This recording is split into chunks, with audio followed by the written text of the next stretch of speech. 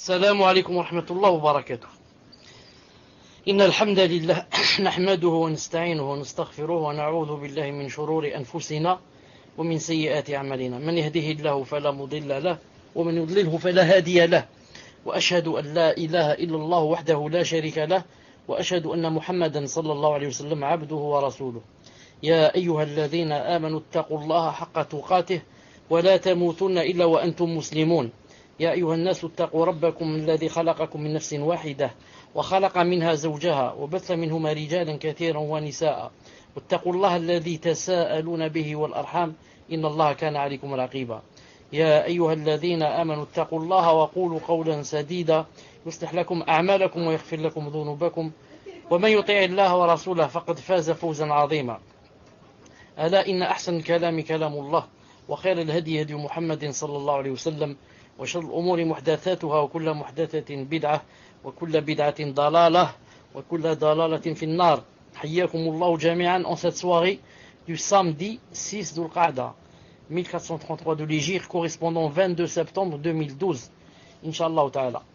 Donc toujours avec Riyad Salihin, tome 1, le hadith numéro 60, hadith de Jibril alayhi salam. Hadith de Jibril alayhi salam, cours numéro 72. Donc on avait dit, ce qu'on a dit la dernière fois, c'est que rentrer dans la croyance en Allah subhanahu wa ta'ala, rentrer dans la croyance en général, rentrer dans la croyance en général, le fait de croire en quoi? Aux anges. Et c'était un des piliers de l'iman, de croire aux anges. Et le Cheikh rahimahullah a cité trois anges avec leur nom. Il avait dit Jibril et Mikaël et Israfil. Et on avait dit que ces trois anges avaient quoi? Avaient quelque chose de commun qui était la vie. La vie. Donc Jibril, c'est la vie des cœurs. Car c'est la révélation. La révélation, elle donne quoi? Elle donne la vie au cœur. C'est pour ça qu'on a dit que ceux qui ne sont pas croyants, ce sont des morts. Même Allah Ta'ala, dans le Coran, ils ont appelé les morts.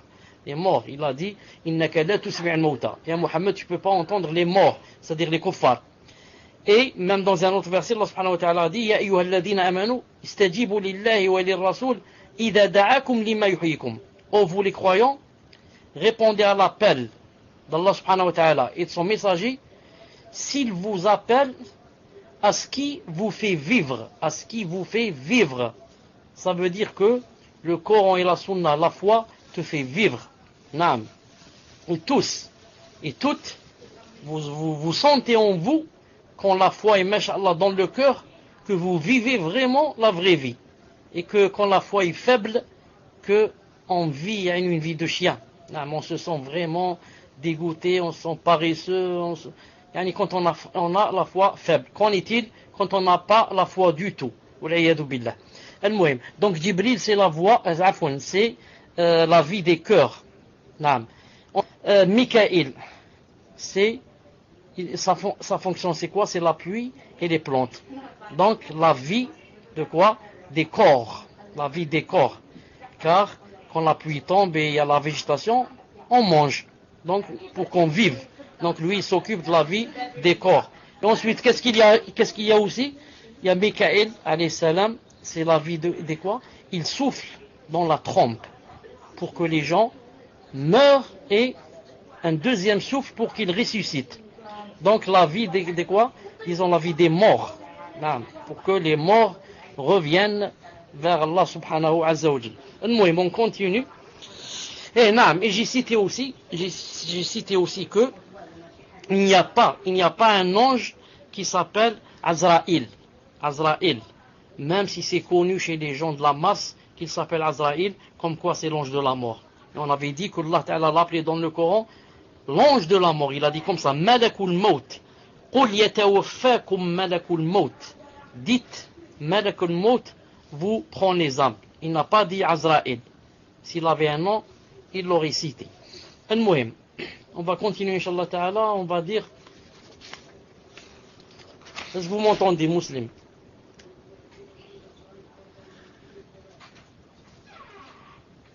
Alhamdulillah. نشوف دقيقة. Bon, نشوف exactement où est-ce qu'on s'est arrêté.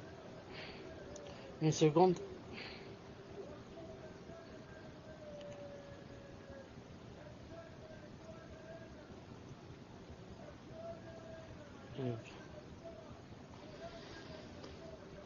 Allah Ta'ala dit dans le Coran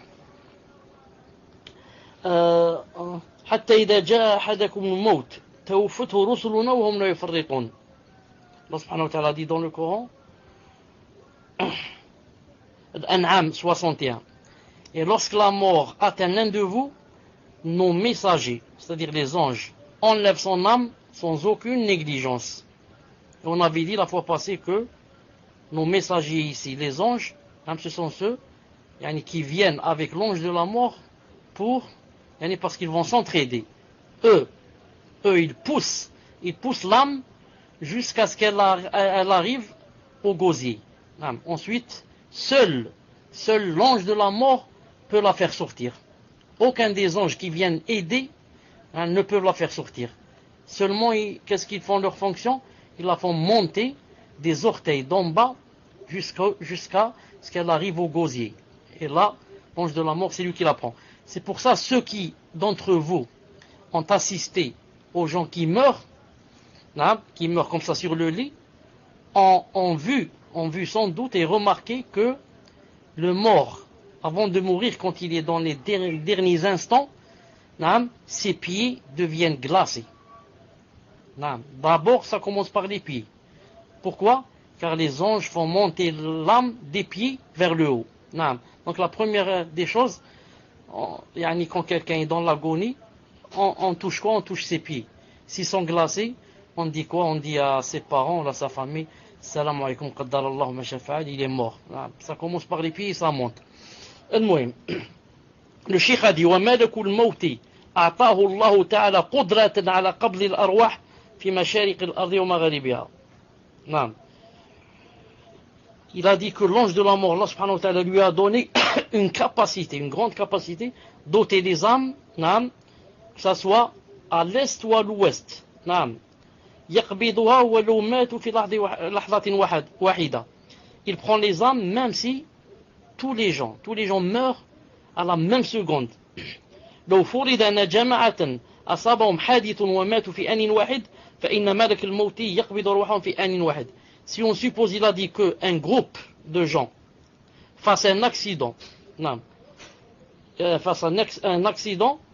et ils sont morts, ces gens-là sont morts, par exemple, ils étaient dans un bus, ils étaient 30 ou 40, ils sont morts tous au même instant. Il a dit, l'ange de la mort prend quoi? Prend leurs âmes au même instant. Le cheikh dit, ne t'étonne pas. Car les anges, on ne peut pas les comparer aux êtres humains. Allah subhanahu wa ta'ala leur a donné une capacité plus grande qu'il a donnée à celle des djinns. Et rappelez-vous ce que j'ai dit la fois passée, que les gens se trompent et s'étonnent et disent comment il peut faire comme ça.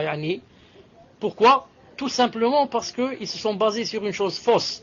Ils ont cru, ils ont pensé en leur tête que l'ange de la mort, c'était tout juste un géant, maximum quelqu'un qui fait 10 mètres, 15 mètres, et ils disent comment il peut être tout à la fois en Russie, en Algérie et en Inde, au Pakistan, comment il peut faire à la même seconde?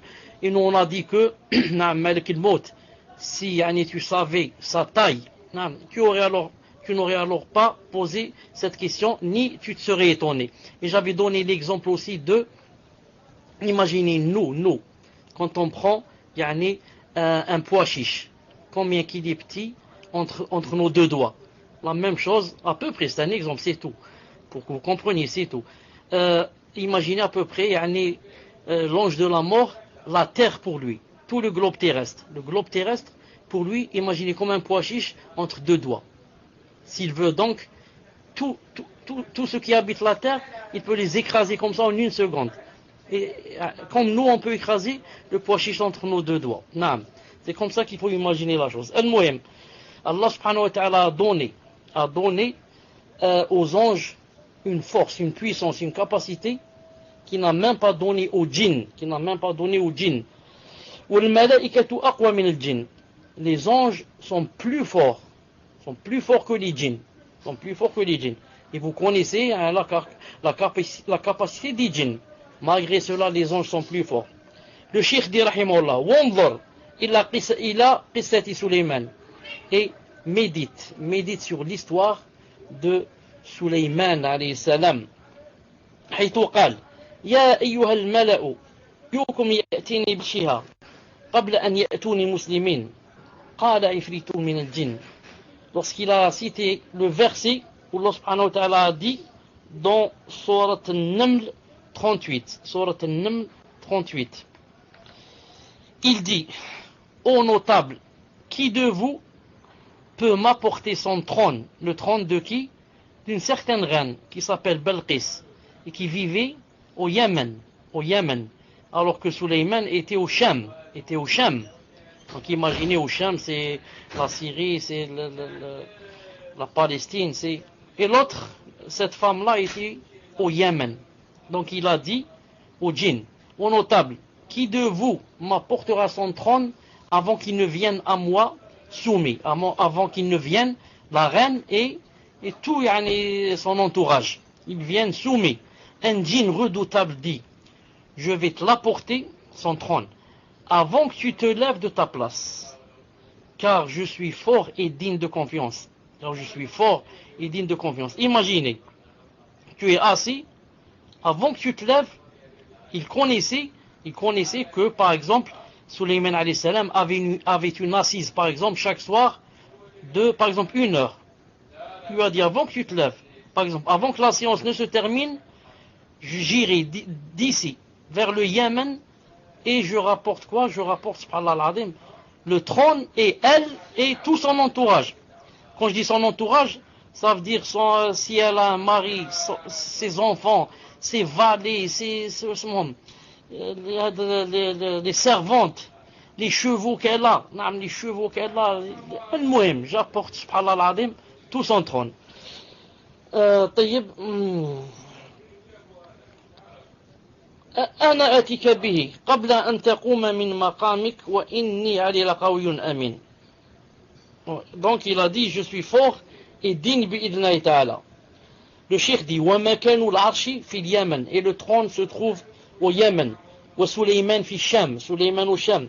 مَسِيرَةُ شَهْرٍ بَيْنَهُمَا, pour aller de l'endroit où se trouve Sulayman vers le Yémen, il faut un mois de voyage, un mois sur monture, bien sûr, un mois à cheval, un mois sur sur chameau, il faut un mois. وكان سليمان عادة يقوم من مقامه في ساعة معينة. Et Sulayman avait un moment spécial où il terminait son assise. Ensuite, qu'est-ce qu'il y a après cela? قال الذي عنده علم من الكتاب أنا آتيك به قبل أن يرتد إليك طرفك. النمل 40. طيب. Ensuite, quelqu'un a dit. Qu'est-ce qu'il a dit? Quelqu'un, d'abord, c'est qui ce quelqu'un? C'est un djinn qui avait une connaissance du livre. Certains disent qu'il connaissait le nom sublime d'Allah subhanahu wa ta'ala avec lequel, si on fait des doigts, il t'exauce. Qu'est-ce qu'il a dit? Il a dit, je te l'apporterai, le trône, avant que tu n'aies cligné de l'œil. Allahu Akbar. Avant que tu ne clignes de l'œil, hein, nous combien qu'on cligne de l'œil? Chaque seconde ou là on cligne, ou là, tous les 2-3 secondes. Il a dit, avant que tu ne clignes, le trône sera là. C'est dire que même Allah subhanahu wa ta'ala, quand il a donné au djinn la puissance et la capacité, il n'a pas donné la même. Ce sont des djinns qui, chacun, Allah ta'ala lui a donné une capacité propre à lui. Al-Muhim.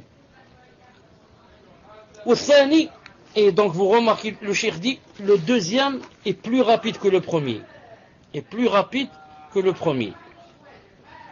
طيب, il a dit, فَلَمَّا رَآهُ حَالًا رَآهُ مُسْتَقِرًا عِنْدَهُ. Car après cela, qu'est-ce qu'il y a? Il y a un autre verset. Que dit le verset qui vient après cela? Je ne sais pas si je l'ai ici. Non, dommage, je ne l'ai pas cité ici. Allah al-Azim. Un verset très important, mais qui vient juste après celui-là. Mais j'ai oublié de le citer. Al-Muhim. Car Allah subhanahu wa ta'ala a cité après que ce djinn ait dit cette chose, Allah ta'ala a cité que, en effet, il est allé et il a ramené le trône en un clin d'œil. Et que Sulayman alayhi salam, quand il a vu le trône devant lui, il s'est étonné, bien sûr, il s'est étonné. Waqala, ça c'est vraiment min fadlillah subhanahu wa jal. Al-Muhim. Pourquoi on a cité cette chose ici? On a cité cette chose ici pour dire que ce djinn-là, quand il savait le nom sublime avec lequel on fait des doigts, il a fait la doua, Allah Ta'ala l'a exaucé. Comment qu'il a exaucé? Il a exaucé en envoyant des anges, avec ce djinn pour l'aider, pour qu'il ramène ce trône en quelques secondes.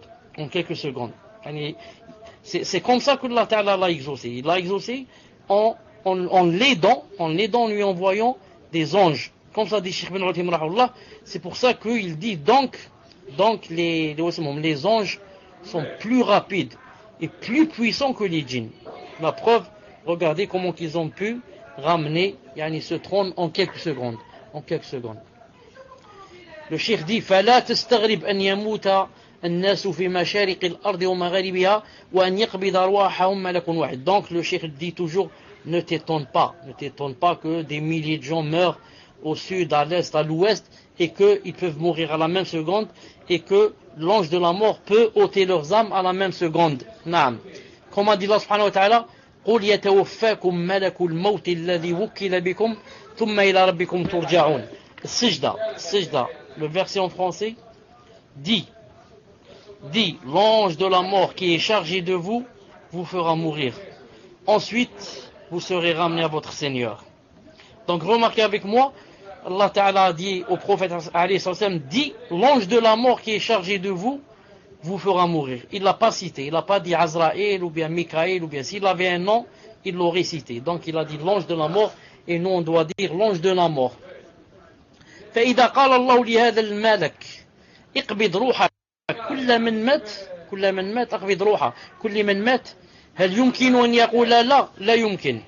Si maintenant Allah subhanahu wa ta'ala va dire à l'ange de la mort, ôte l'âme d'X et d'Y. Est-ce que l'ange de la mort peut refuser? Va dire non, ya Rabbi, je vais pas lui ôter son âme. Il a dit c'est impossible. Pourquoi? Car on a cité la fois passée que Allah Ta'ala avait dit que la ya'sun Allah ma amarahum, que jamais il ne désobéissent à Allah subhanahu wa ta'ala en ses ordres. C'est pour ça que le cheikh dit ولهذا لما قال الله للقلم اكتب ما هو كائن إلى يوم القيامة والقلم جماد كتب ما هو كائن إلى يوم القيامة. Le cheikh dit c'est pour ça que Allah subhanahu wa ta'ala, lorsqu'il a créé la plume, qu'est-ce qu'il a dit à la plume? Il lui a dit écris. La plume a dit qu'est-ce que j'écris? Ya Rabbi, qu'est-ce que j'écris? Il lui a dit écris tout ce qui va se produire jusqu'à la fin du monde. Le cheikh dit donc si une plume qui n'a pas d'âme, une plume qui n'a pas d'âme, donc ni elle entend, ni elle parle, ni subhanallah, quand Allah Ta'ala lui a donné l'ordre, il lui a dit écris, elle n'a pas refusé. La plume n'a pas dit j'écris pas, mais elle a dit seulement qu'est-ce que j'écris, ya Rabbi, je ne sais pas ce que j'écris. Donc imaginez une chose inerte, une chose qui n'a pas de vie, et il ne peut pas refuser Allah subhanahu wa ta'ala quand tu lui demandes une chose. Qu'en est-il maintenant aux anges qui ont des âmes? Non. Donc le cheikh dit, ce sont donc quatre anges ici. Jibril, Mikaël, Israfil et l'ange de la mort. Ou le Malakul Khamis est le cinquième ange dont le cheikh va parler. El Muwakkil bin Nar, c'est l'ange dont la fonction c'est quoi? C'est l'enfer. Non, la fonction c'est l'enfer, c'est celui qui surveille l'enfer. وقد ذكره الله في قول عز وجل. Allah subhanahu wa ta'ala a cité cet ange dans son Coran. Lorsque les gens du feu, qui sont dans le feu, ont crié et ont dit Allah Ta'ala dit وَنَادَوْا يَا مَالِكْ لِيَقْضِ عَلَيْنَا رَبُّكَ قَالَ إِنَّكُمْ مَكِثُونَ. Zukhruf 77. Zukhruf 77. Allah Ta'ala a parlé, a cité les gens de l'enfer, qu'ils vont crier et dire ô Malik, que ton Seigneur nous achève. Allah Ta'ala va répondre en vérité, vous êtes pour y demeurer. En vérité, vous êtes pour y demeurer. Certains savants ont dit que l'ange de l'enfer s'appelle Malik. Vous voyez ici, ils ont dit ô Malik. Et certains ont dit non. Ils ont dit ô Malik. Malik, ça veut dire l'ange. Ô toi l'ange. Yani, achève-nous. Mais beaucoup de savants ont dit que non, Malik c'est son nom. Il s'appelle Malik. Wallahu subhanahu wa ta'ala a'lam. Al-muhim. Qu'est-ce qu'ils vont demander en enfer? Que ton Seigneur nous achève. Pourquoi ils n'ont pas dit demande à ton Seigneur qu'il nous fasse sortir du feu? Pourquoi? Car ils savent ce qu'ils ont fait. Et ils savent que c'est inutile. Naam. Il n'y a pas d'issue. C'est pas la peine de passer son temps dans une chose qui ne va pas avoir lieu. Donc on demande seulement qu'il nous achève. Imaginez, si maintenant tu es châtié, le supplice est tellement grand que quoi? Que tu voudrais qu'on finisse avec toi. Tu voudrais que tu sois mort. Mais ça aussi, ça ne va pas se produire. Comme a dit Allah Ta'ala dans le Coran, j'ai pas cherché le verset en français, il a dit La yamutu fiha wa la yahya. Et il a dit aussi La yamutun aussi. Vous connaissez le verset? Je crois que c'est dans Sabbih, je crois. La yamutu fiha wa la yahya. Allah Ta'ala a dit que celui qui sera en enfer, ni il ne sera vivant, ni il ne sera mort. Ni il ne sera vivant, car dans cette vie, il n'était pas vivant. Il vivait une vie animale, une vie bestiale. Manger, boire, assouvir les passions et dormir. Donc, dans l'au-delà, il ne sera pas vivant. Il ne sera pas vivant pour rentrer au paradis. Le vivant, c'est celui qui rentre au paradis. Non. Et ni ils ne seront morts, parce que dans cette vie, il n'était pas mort aussi, il vivait une vie bestiale. Alors dans l'au-delà, il va rester vivant pour qu'il sente et il sache ce que ça veut dire l'enfer. Car en fait, s'il va mourir, ça veut dire qu'il va devenir quoi? Il va devenir poussière, donc il ne va plus ressentir. Allah Ta'ala veut que tu ne meurs pas, que tu restes vivant pour que tu sentes le supplice. Naam. Que Allah subhanahu wa ta'ala nous préserve. Que Allah subhanahu wa ta'ala nous préserve.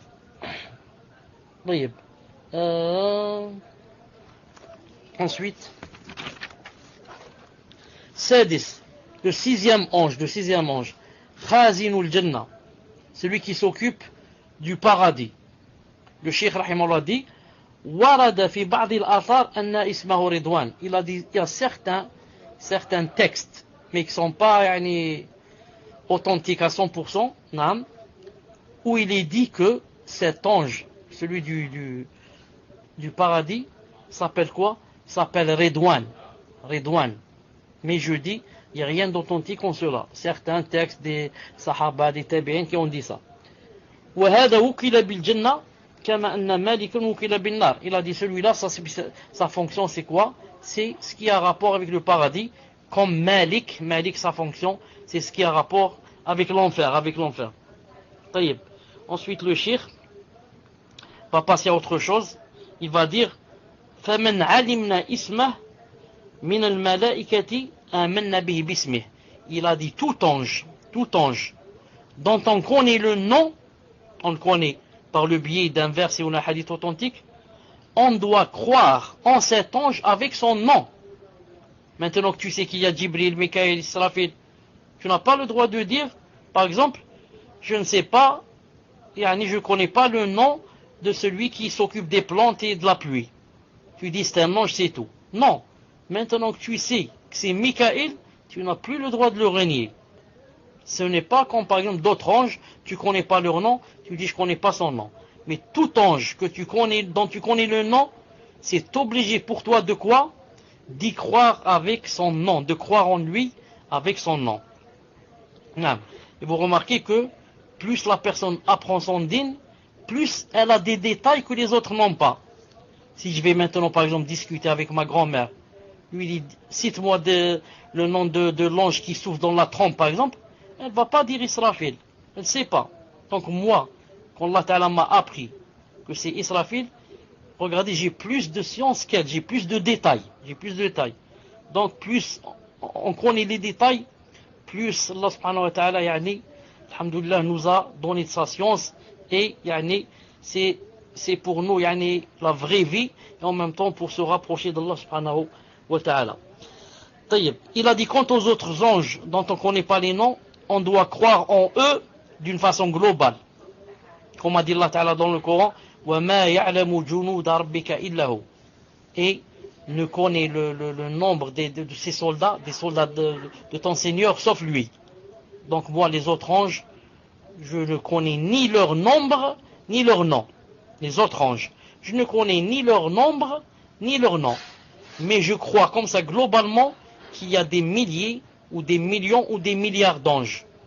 Non, je ne peux pas dire des milliers, ni des millions, ni des milliards, car j'ai cité le verset, que personne ne connaît leur nombre. Personne ne connaît leur nombre. Mais n'empêche que je vais ajouter certaines choses, là 2 ou 3 choses que le cheikh n'a pas citées. Parmi les anges, dont on connaît le nom aussi, ce sont les 2 anges qui vont poser des questions dans la tombe. Dans un hadith Hassan, Cheikh Al-Albani a dit Hassan, d'après Abi Huraira, que ces 2 anges-là s'appellent Nakir wa Munkar. Nakir wa Munkar. Et dans le hadith de Abi Huraira, radiyallahu ta'ala anhu, il est dit, je vais vous lire le hadith, je l'ai là en arabe, une seconde, je vais vous lire le hadith, inshallah ta'ala. Il est dit, et ce hadith c'est d'après Abi Huraira, radiyallahu ta'ala anhu, et j'ai dit que l'Albani, rahimahullah, a dit que c'était un hadith Hassan. C'est un hadith bon, comme on dit bon, yani. Donc, d'après Abi Huraira, radiyallahu ta'ala anhu, que le prophète alayhi sallam a dit, quand on met quelqu'un dans sa tombe, quelqu'un de vous dans sa tombe, atahu malakan, alors il y a 2 anges qui vont se présenter à lui. Aswadan, noir. Azraqan, bleu, vraiment pour faire peur. Si c'est une personne par exemple qui est noire de peau, ça fait pas peur. Mais bleu, subhanallah, bleu. Ce sont les morts qui sont bleus. Quand quelqu'un meurt, il devient bleu, ça. Yuqalu li ahadihima. L'un d'eux s'appelle Munkar. Wal akhar et l'autre Nakir. Donc, fayaqulan, c'est-à-dire il demande, fayaqulan, c'est-à-dire il demande aux morts. Ma kunta taqulu fi hadha ar-rajul. Qu'est-ce que tu disais sur cet homme, Muhammad? Qu'est-ce que tu disais sur Muhammad? Fahuwa qailun ma kana mu'minan. Si cette personne était croyante, musulmane, qu'est-ce qu'elle va dire? Qala huwa Abdullah wa rasuluhu. C'est Muhammad, c'est qui? C'est le serviteur d'Allah subhanahu wa ta'ala et son messager. Ashhadu an la ilaha illallah wa ashhadu anna Muhammadan abdu wa rasuluhu. J'atteste que il n'y a de divinité qui mérite l'adoration sauf Allah. Et j'atteste que Muhammad aslam abdu, son serviteur et son messager. Qala fayaqulan. Alors les 2 anges vont dire, in kunna ou bien inna kunna la na'lam annaka taqul dhalik. On savait que tu disais cette chose. On savait que tu as testé cette chose. Ensuite, on va lui agrandir sa tombe, élargir sa tombe, 35 mètres sur 35. Imaginez 35 mètres de longueur, 35 mètres de largeur. C'est vraiment large, c'est vraiment large dans la tombe. Et on va lui illuminer sa tombe. Illuminer sa tombe qui était toute noire, qui était toute exiguë, petite, va devenir maintenant vraiment yani, grande et avec des lumières et des lumières. فيقال له Non, ensuite, cette personne va dire quoi? Quand elle va voir yani, la tombe illuminée, masha'Allah, et élargie comme ça, elle va dire Da'ouni arji' ila ahli li ukhbirahum. Laissez-moi revenir vers ma famille juste pour que je les avertisse.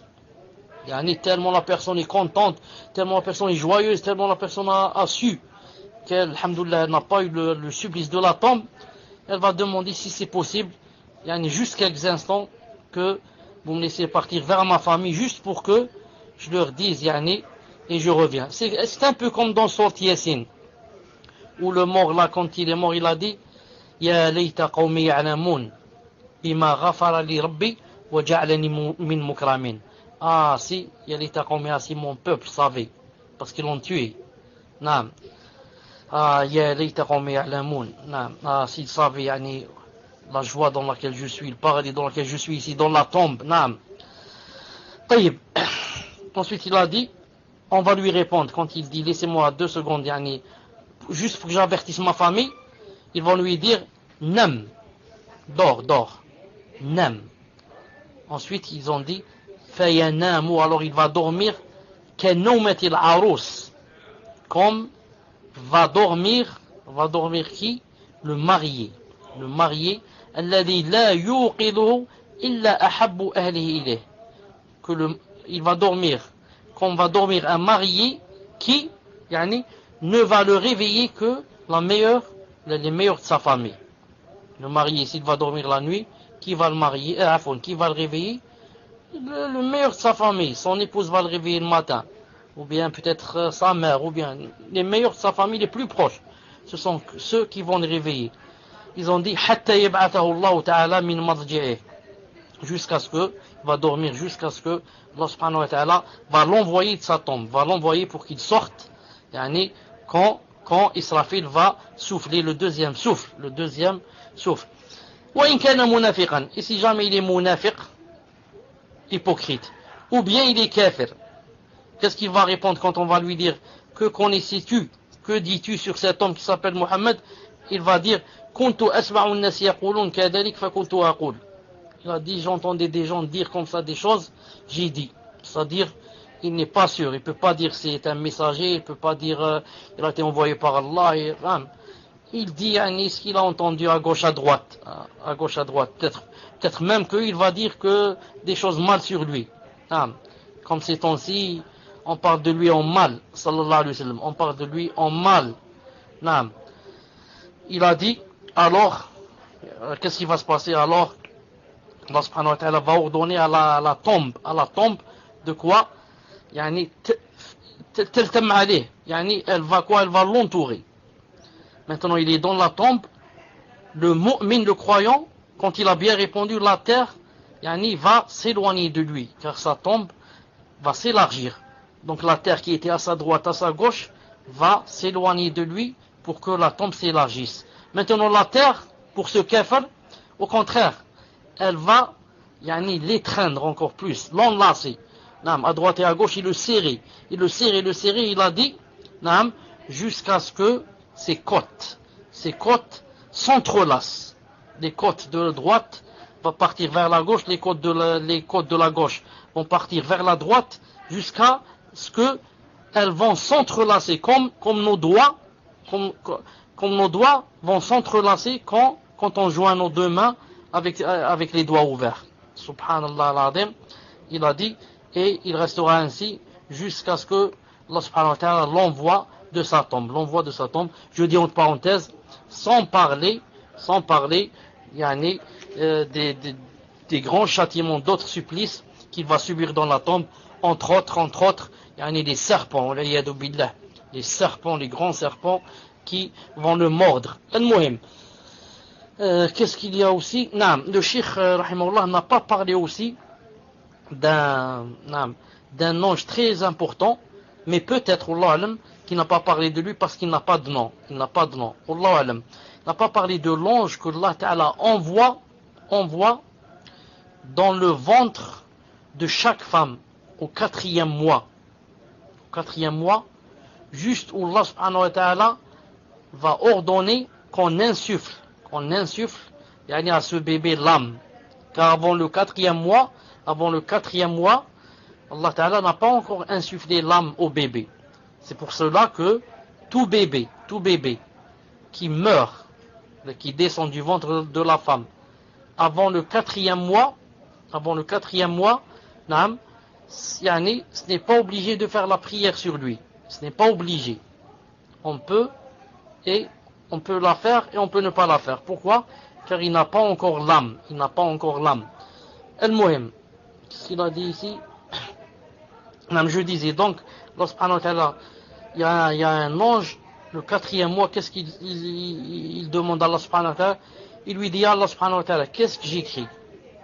J'écris que c'est un garçon ou est-ce une fille?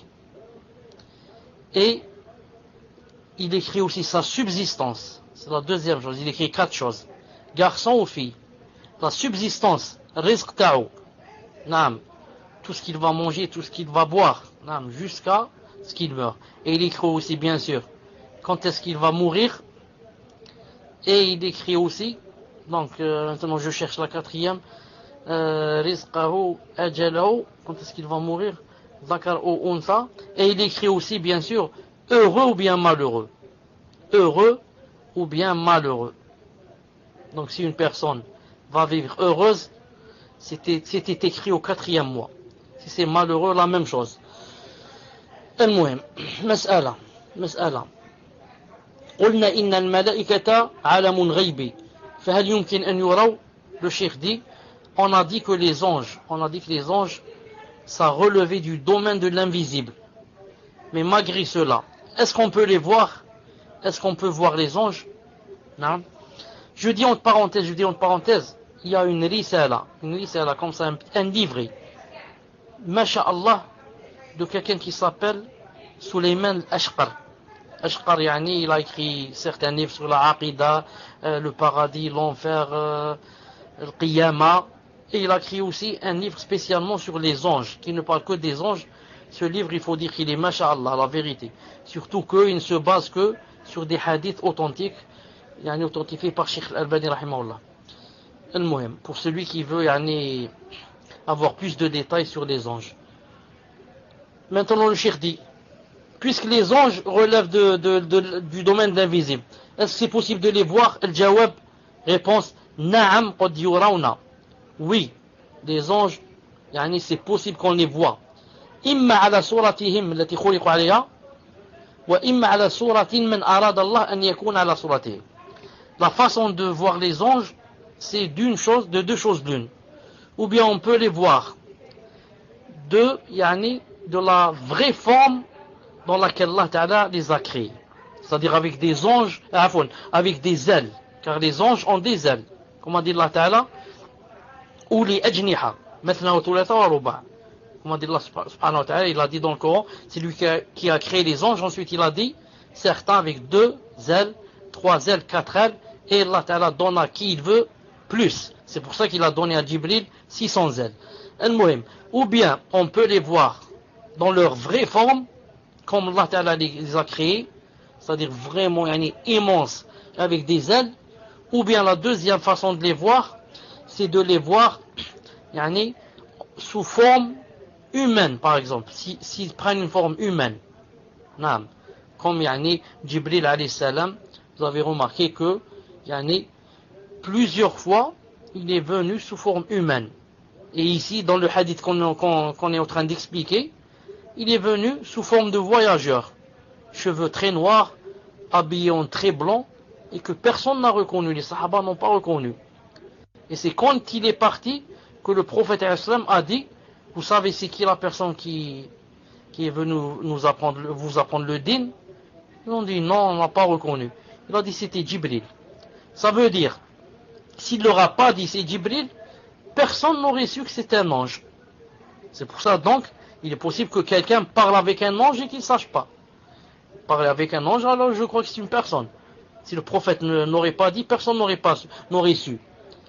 Et des fois il vient, Jibril alayhi salam, et il venait aussi beaucoup de fois sous la forme d'un sahabi, qui s'appelait Dihya al-Kalabi. Un sahabi qui s'appelait Dihya, certains disent Dihya al-Kalbi, un sahabi très connu. Pourquoi il venait beaucoup sous la forme ou sous l'image de cette personne, de ce sahabi? Car ce sahabi était très beau. C'était parmi l'un des plus beaux sahaba, si ce n'est pas le plus beau. Donc, Jibril alayhi salam, puisque c'est le plus beau des anges, pour qu'il y ait concordance, il faudrait qu'il vienne sous la forme de la plus belle personne. Naam. Il ne va pas venir sous la forme de quelqu'un de moche, alors que lui c'est le plus beau des anges. Donc il choisissait le plus beau sahabi pour venir sous son image, dans son image. Naam. Quant à lorsqu'il est venu, pour se faire voir dans sa forme avec laquelle Allah Ta'ala l'a créé, avec les anges, le prophète ne l'a vu que deux fois, dans sa vraie forme. Une fois dans le ciel et une fois, sur terre. Sur terre, c'est haut. C'est quand il était dans le trou, la caverne de Hira, proche de Mecca, où là-bas où il allait, sallallahu alayhi wa sallam, plusieurs fois, il restait des nuits et des nuits.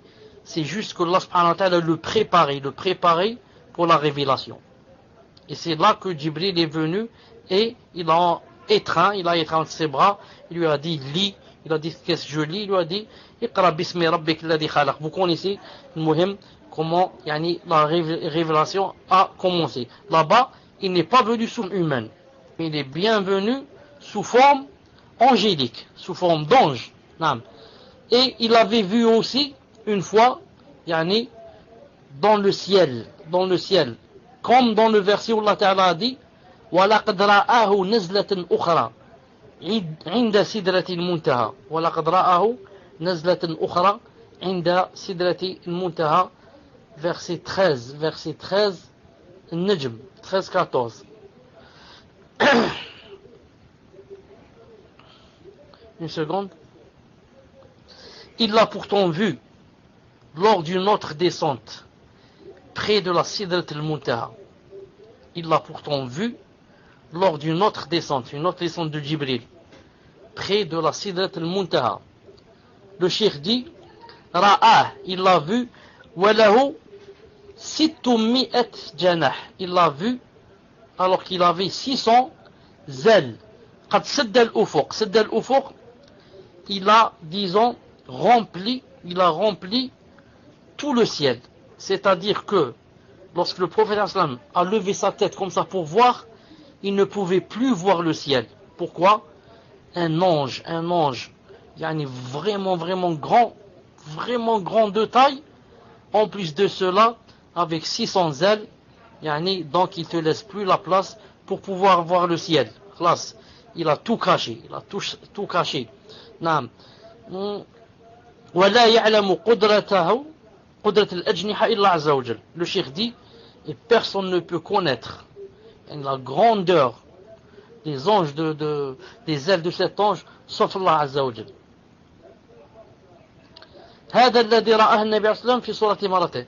C'est ce qu'a vu le prophète c'est ce qu'il a vu de Jibril, c'est seulement 2 fois dans sa vraie image. Il a dit, mais comme j'ai dit, des fois il venait sous forme humaine, et il a cité ici le hadith de Jibril dans lequel il est venu sous forme humaine. طيب إنما هذه حال الملائكة عليهم الصلاة والسلام وتفاصيل ما ورد فيهم مذكور في كتاب الله تعالى وسنة رسول الله صلى الله عليه وسلم. Il a dit c'est à peu près ce que j'ai voulu dire sur les anges et en général. Il a dit quant aux détails des anges, il faut voir ce qu'il y a dans le Coran et dans la sunna du prophète sallallahu alayhi wa sallam. Mais il a dit علينا أن نؤمن بهؤلاء الملائكة وأنهم أقوياء أشداء. Mais ce qu'il faudrait retenir de ces anges, c'est qu'on doit croire en eux et que ils sont vraiment grands et que vraiment ils ont une puissance vraiment grande bi'idhnillahi ta'ala. Ensuite, قال الله la preuve qu'ils ont une puissance. قال الله تعالى في غزوة بدر Allah subhanahu wa ta'ala, en parlant des anges, il a dit deux. Dans Surat al-Badr, il a dit, dans la bataille de Badr, il a dit, Inni ma'akum, fathabbitu alladhina amanu, sa'ulqi fi qulubi alladhina kafaru ar-ru'b, fadribu fawqa al-a'naq, wadribu minhum kulla banan. Al-Anfal 12. Al-Anfal 12. Allah subhanahu wa ta'ala dit dans le Coran, en parlant aux anges, il leur a dit, et ton Seigneur révéla aux anges, je suis avec vous, affermissez donc les croyants. Je vais jeter l'effroi dans les cœurs des mécréants. Frappez donc au-dessus des coups et frappez-les sur tous les bouts des doigts. Donc Allah subhanahu wa ta'ala, comme vous savez, dans la Ghazwa, la bataille de Badr, ils étaient combien? 300 contre 3000. Subhanallah, c'est vraiment beaucoup. 300 seulement contre 3000. C'est impossible de battre, subhanallah. Chacun doit se battre avec 10 personnes, 10 mécréants. Mais Allah Ta'ala, qu'est-ce qu'il a dit? Qu'est-ce qu'il a fait? Il a fait descendre des anges qui combattaient avec les croyants. Les anges, bien sûr, les kuffars ne peuvent pas les voir. Même les croyants ne peuvent pas les voir. Qu'est-ce qu'il a dit Allah Ta'ala aux anges? Je suis avec vous. Je suis avec vous. Donc, aidez les croyants. Comment vous faites? Vous faites deux choses. Affermissez les croyants et frappez les kuffars, tuez les kuffars. Donc, maintenant, les anges, qu'est-ce qu'ils vont faire? Ils ont deux fonctions dans cette bataille. Du côté des croyants, ils raffermissent les cœurs. Quand ils raffermissent ton cœur, ça veut dire que tu n'as plus peur. Tu te sens, masha'Allah, tu sens le plus fort et tu voudrais aller vers l'avant. Si tu ne raffermis pas le cœur, tu vas te sauver. Tu vas dire, subhanallah, ils sont trop nombreux. Moi, j'ai laissé ma femme, mes enfants, j'ai un bébé, je dois rentrer chez moi. Et ils se sauvent. Mais si Allah Ta'ala te raffermit le cœur, ils sont 100. Tu es tout seul, tu te bats avec eux, même si tu dois mourir. Donc, c'est la première fonction des anges, raffermir les cœurs. Et de l'autre côté, qu'est-ce qu'ils vont faire? Comme chez les croyants, ils ont raffermi les cœurs, question de cœur. Maintenant, question de cœur chez les kuffars, ils vont jeter la peur dans leur cœur. Au point où, étant 3000 ou la 5000 ou la 10 000, beaucoup d'eux vont fuir. Beaucoup d'eux vont dire, non, moi je peux pas, c'est impossible, j'ai laissé des enfants, ceux-là, ils sont plus forts ceux-là que nous, etc. Ils vont fuir. Subhanallah. Pourquoi? Allah Ta'ala, non seulement, il n'a pas raffermi ton cœur, mais pire que cela, il a jeté l'effroi et la peur dans ton cœur. Ton cœur tremble tout seul. Et toi, tu es en train de trembler. L'arme, le sabre, l'épée que tu as dans la main, il tremble tout seul. Tes pieds ne peuvent plus te supporter. Tes pieds ne peuvent plus te supporter. Subhanallah. Et Allah Ta'ala, qu'est-ce qu'il a dit? Il a dit, frappez-les. Frappez-les. Une seconde, frappez au-dessus des coups. Ça veut dire frapper la tête. Ne frappez pas le milieu du corps ou là, le dos. Là. Non, fais sauter la tête. C'est pour ça que, attendez, même je crois que le cheikh ici l'a dit, Wallahu ta'ala alam, je crois que le cheikh ici l'a dit, une seconde, qu'est-ce qu'il a dit? Les sahaba étaient en train de combattre avec et il a dit les anges étaient en train de combattre avec les sahaba dans cette bataille. فيرى الكافر يسقط مضروبا بالسيف على رأسه ولا يدري من الذي قتله. Il a dit, alors on voyait quoi? On voyait des kuffars, des mécréants, on voyait leur tête qui sautait, subhanallah, et personne ne savait qui a frappé ce kafir.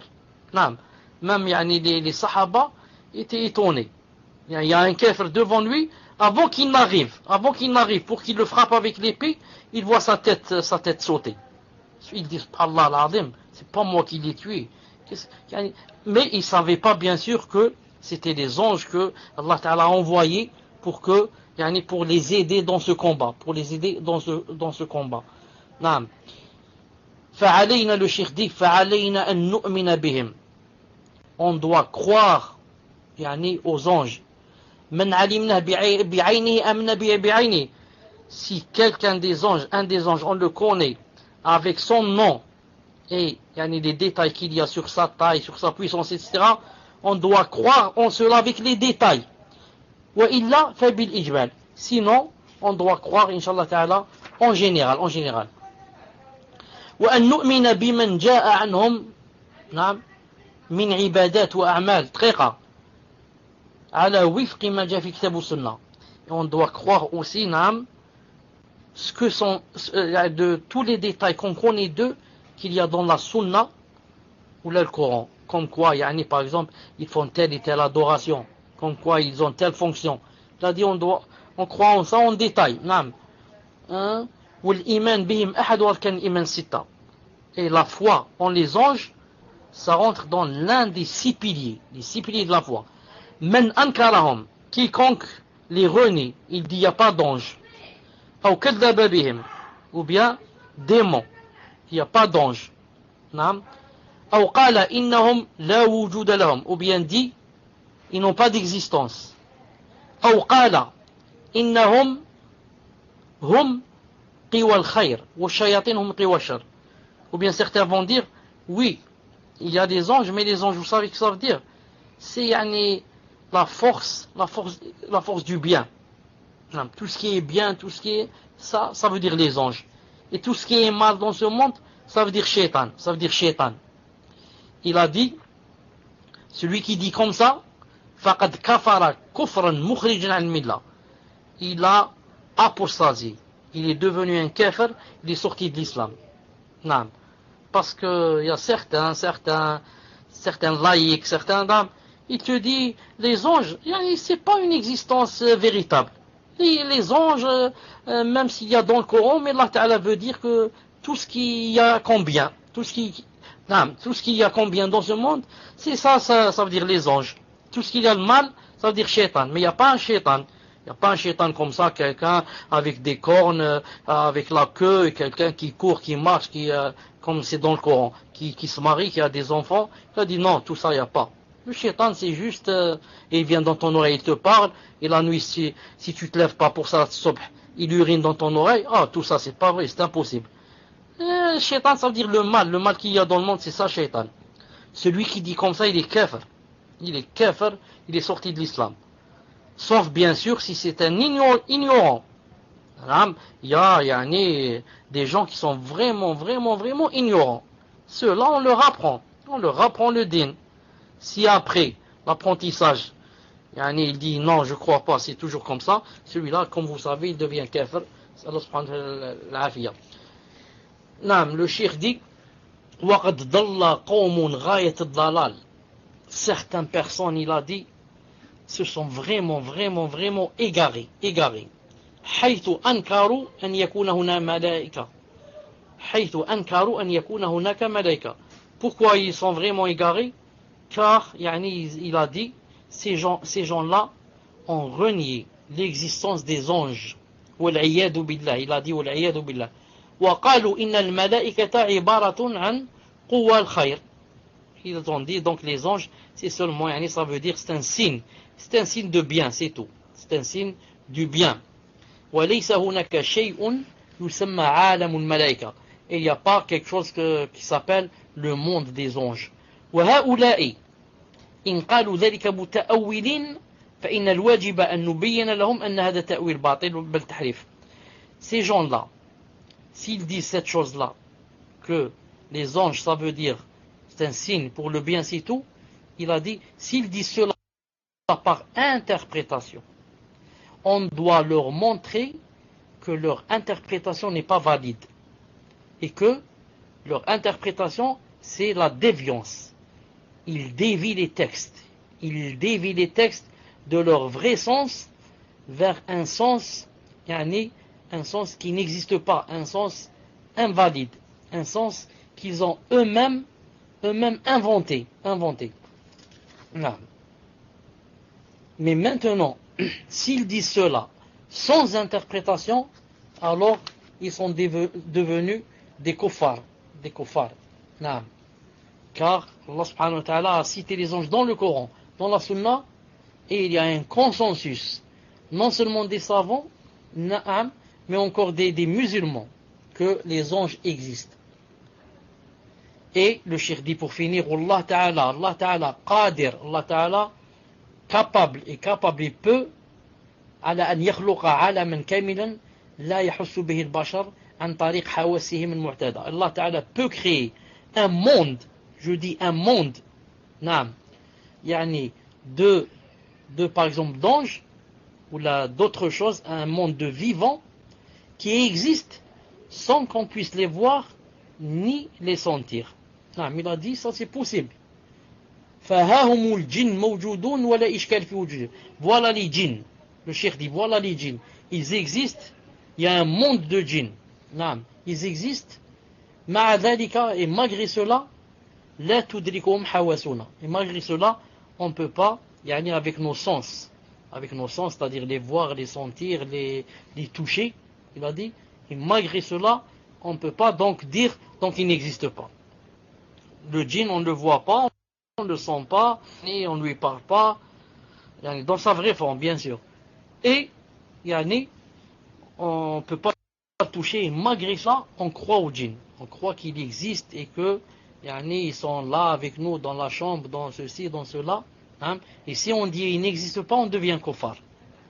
Mais si on dit on ne les voit pas, j'ai jamais vu un djinn, je lui ai jamais parlé là, on n'est pas kafir.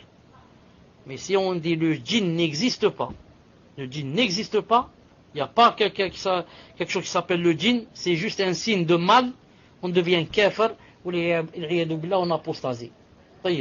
Donc voilà, ensuite le cheikh va passer à l'autre pilier de la foi qui s'appelle les livres, la croyance dans les livres.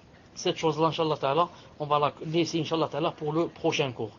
Subhanak Allahumma bihamdik, shahadu an la ilaha illa anta astaghfiruka wa atubu ilayk. Assalamu alaikum wa rahmatullah. Préparez vos questions, Inch'Allah Ta'ala, je reviens dans 5 minutes. Donc les 3 premières questions. Question d'une sœur. Assalamu alaikum wa rahmatullahi wa barakatuh. Au cours dernier, vous aviez parlé d'un coq qui était tellement grand que son cou était plié sous le arche. Cependant, je n'ai pas compris l'histoire de ce coq. Sait-on pourquoi et quand Allah l'a-t-il créé? Est-ce qu'il y a une ressemblance avec le coq que nous connaissons fait dunya? Et s'il n'y a pas de ressemblance, pourquoi l'appelle-t-on un coq? Barakallahu fikum ya cheikh. Question suivante. Question d'une sœur. Assalamu alaikum wa rahmatullahi wa barakatuh, cheikh. J'ai cru entendre un jour, dans un dars, qu'il y aura une 4e question dans la tombe, qui sera: est-ce que l'on a vu Allah sur terre? Cela est-il vrai? Et sur quelle preuve est-ce basé? Barakallahu fikum wa jazakumullahu khayran. Question suivante. Toujours la question d'une sœur. Assalamu alaikum wa rahmatullah. Qu'Allah vous préserve, cher. Donc je rappelle que c'est une seule question par personne, Inch'Allah. Quel est le nom de l'auteur du livre sur les anges? Et aussi, on m'a dit qu'il y a une dua à dire sur les mécréants lorsque l'on va visiter les cimetières. Jazakumullahu khayran. Et cher, juste une dernière petite question. Donc je préfère, c'est la 4e, mais c'est une petite. Salam alaikum, peut-on donner à un enfant le nom d'un ange? Tfadal, cher. طيب, wa alaykum assalam wa rahmatullah wa barakatuh. Est-ce que vous m'entendez? Alhamdulillah. Pour le coq, naam, premièrement, ce coq-là, bien sûr, le hadith est authentifié par Cheikh Al-Albani, rahimahullah. Ce coq-là, moi-même, il y a peut-être 2 ou 3 jours, c'est-à-dire après avoir cité le coq, je me suis dit, il faudrait que je cherche un peu, naam, pourquoi ce coq, par exemple, qu'est-ce qu'il fait sous le trône? Est-ce que, par exemple, donc, c'est l'un de ceux qui, par exemple, soulèvent aussi le trône? Ou alors, je voulais savoir quelques détails sur ce coq. Et je me suis dit, Inch'Allah Ta'ala, pendant ces 2 ou 3 jours, je vais chercher. Mais je n'ai pas encore cherché. Donc je dis à cette personne, Inch'Allah Ta'ala, comme aujourd'hui dans la Aqida, dans le prochain cours, Inch'Allah Ta'ala, je vais essayer de vous donner quelques détails sur ce coq, si je trouve. Je dis si je trouve, je ne sais pas si les ulama ont parlé sur ce coq ou pas. Al-Muhim. Autre chose sur ce coq, il dit ici, est-ce qu'il y a une ressemblance avec les coqs que nous connaissons fit dunya? S'il n'y a pas de ressemblance, pourquoi on l'appelle coq? Bien sûr que c'est un coq, que comme nous on sait que ça veut dire ce qu'est un coq. Sinon ce n'est pas un coq. Sauf que, yani, ce coq-là a quelque chose de spécial que, yani, c'est tellement il est grand et haut que yani, son cou est plié sous l'arche. Mais le prophète l'a appelé que c'est un coq. Donc nous, dans toutes les choses, même aussi même dans les noms d'Allah et dans les attributs, yani, on atteste la chose comme yani, elle s'appelle. Si Allah Ta'ala dit deux mains, on dit deux mains, mais pas des mains qui nous ressemblent. S'il a deux yeux, on dit deux yeux, mais rien ne lui ressemble. Allah, donc le prophète ici a dit un coq. Donc pour nous, il y a un coq. Et si ce n'est pas un coq, ça veut dire que ce n'est pas un coq, sinon il ne l'aurait pas appelé un coq. Donc il y a un coq. Seulement, yani, il ne ressemble pas aux autres coqs. La preuve, regardez, les autres coqs, ils ne peuvent pas peser par exemple plus de 5 kilos et ils ne peuvent pas être grands yani, d'un demi-mètre là. Celui-là, yani, masha'Allah, comment il est grand. Saha. Pour la deuxième question, Inch'Allah Ta'ala, j'ai cru entendre une quatrième question dans la tombe. C'est, est-ce qu'on a vu Allah Ta'ala? Quelles sont les preuves? Les preuves, c'est un hadith de Sheikh Al-Albani Rahmahullah. Sheikh Al-Albani Rahmahullah a authentifié un hadith dans un de ses livres. Si je ne me trompe pas, c'est Sahih Al-Jami', où il a dit que dans la tombe, les anges diront, entre autres aux morts, وَهَلْ رَأَيْتَ رَبَّكَ. Est-ce que tu as vu Allah subhanahu wa ta'ala? Et donc, bien sûr, la réponse sera non. Car si quelqu'un va dire j'ai vu Allah, ça veut dire qu'il était vraiment dans yani, l'égarement. Il a vu Shaitan, il a vu je ne sais pas qui, c'est surtout Shaitan. Il lui a dit je suis Dieu. Donc, la réponse sera de dire Allah Ta'ala, on ne le verra que dans l'au-delà. Comme a dit le prophète, il a dit وَعْلَمُونَكُمْ لَا تَرَوْنَ رَبَّكُمْ حَتَّى تَمُوتُوا. Et sachez que vous ne verriez pas votre Seigneur jusqu'à ce que vous mouriez. Jusqu'à ce que vous mouriez. Il reste la troisième question.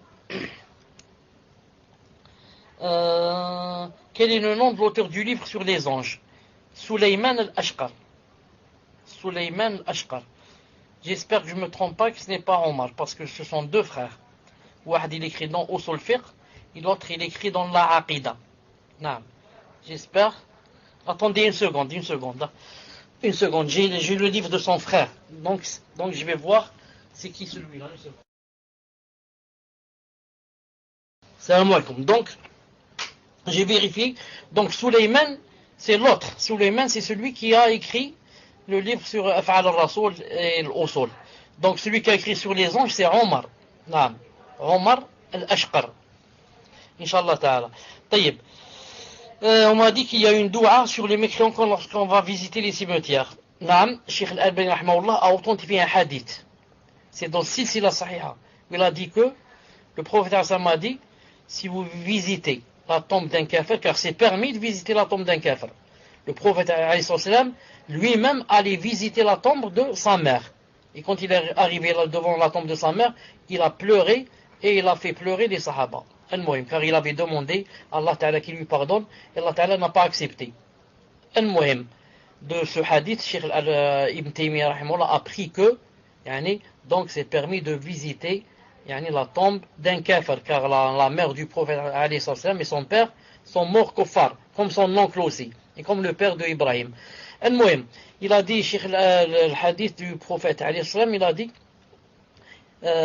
si vous visitez la tombe d'un kafir, il a dit à chaque fois que vous passez devant la tombe d'un kafir, alors, Bashirhu bin nar, donne-lui la nouvelle, de l'enfer, qu'il est en enfer, qu'il sera en enfer. Bashirhu bin nar, annonce-lui la nouvelle, de l'enfer, comme ça a dit le prophète sallallahu alayhi wa sallam. C'est-à-dire que, moi si je vais dans un tombe, chez la tombe d'un kafir, ou là je passe devant la tombe d'un kafir, je lui dis Abshir bin nar, sache que c'est l'enfer qui t'attend. Ça c'est pour moi bien sûr, car il est kafir, pour moi. Maintenant il est possible que cette personne, avant juste la dernière seconde avant de mourir, qu'elle ait dit l'attestation. Ça je cherche pas à le comprendre. Pour moi il est mort kafir. Je l'ai vu avec la croix, avec ceci, avec cela. Peut-on donner le nom d'un ange, le nom d'un ange à un enfant. On peut pas. On peut pas appeler un enfant par le nom d'un ange. C'est pour ça que les savants, quand ils écrivent dans les noms qu'il faut donner et les noms interdits, dans les noms interdits, ils disent faire appeler son fils par le nom d'un ange. Ils disent c'est interdit. Certains ont dit c'est haram, d'autres ont dit c'est makruh. Mais les deux sont unanimes pour dire c'est interdit. Tfadal, cher. Une question suivante. Question d'une sœur. Salam alaikum wa rahmatullahi wa barakatuh. J'espère que vous allez bien, cher. Voilà, je voudrais savoir s'il est autorisé de représenter des choses de l'invisible, telles que l'enfer, le paradis, etc.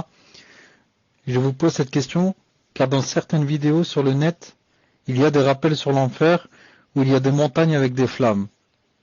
Certains tourments de l'enfer, pareil pour tous les rappels concernant le paradis, jardin, etc. S'agit-il du takyif? Barakallahu fikum. Question suivante, question d'un frère. Salam alaikum.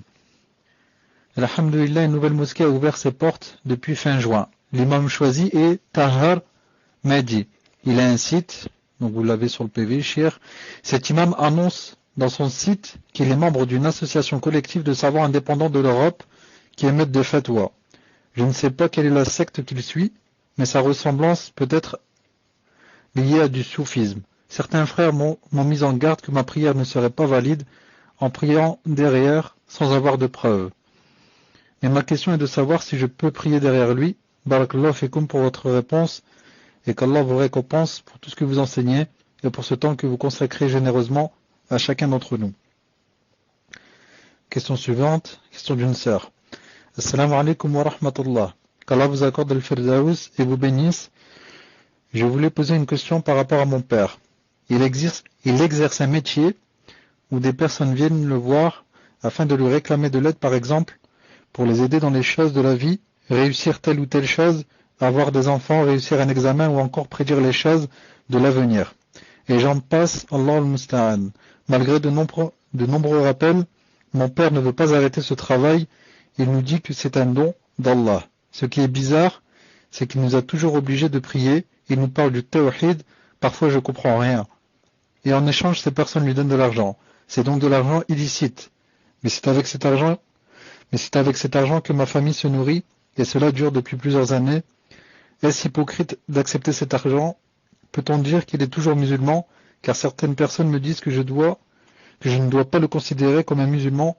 Après que le rappel lui ait été fait, je sens qu'il a envie d'arrêter, mais c'est comme s'il y avait quelque chose qui l'en empêchait. Ce n'est pas un homme mauvais, mais je crains pour lui parce qu'il commet la plus grande des injustices. Mais personne n'ose lui faire le rappel, même si on lui a déjà fait des fois, on a peur d'être en conflit avec lui, donc on va lui faire le rappel, mais il va nous réprimander. Mais aussi par rapport à son métier, garde-t-il ses droits de tutorat? Comment peut-on lui faire da'wa? Barakallahu fikum. Tfadal Cheikh. Wa alaykoum salam, là vous m'entendez. Alhamdulillah. Donc pour la première question c'était une seconde. La première question, est-ce qu'il est autorisé de représenter des choses de l'invisible telles que l'enfer et le paradis? Non. En fait, c'est pas autorisé parce que personne ne peut, qu'est-ce qu'il dit ici, représenter ni le paradis ni l'enfer. Personne. Non. On peut, par exemple, en parlant du paradis, citer ce qu'on connaît du paradis. En parlant de l'enfer, citer ce qu'on connaît de l'enfer. Non. Mais dire que c'est ça le paradis, par exemple le dessinant, ou bien que c'est ça l'enfer, c'est impossible, on aura même menti. Car c'est impossible de représenter des choses pareilles. Ensuite, ça ressort de l'invisible. Ça ressort du monde de l'invisible. Donc il faut s'éloigner de choses pareilles, bi'idhnillahi ta'ala. Il faut s'éloigner de choses pareilles, bi'idhnillahi subhanahu wa ta'ala.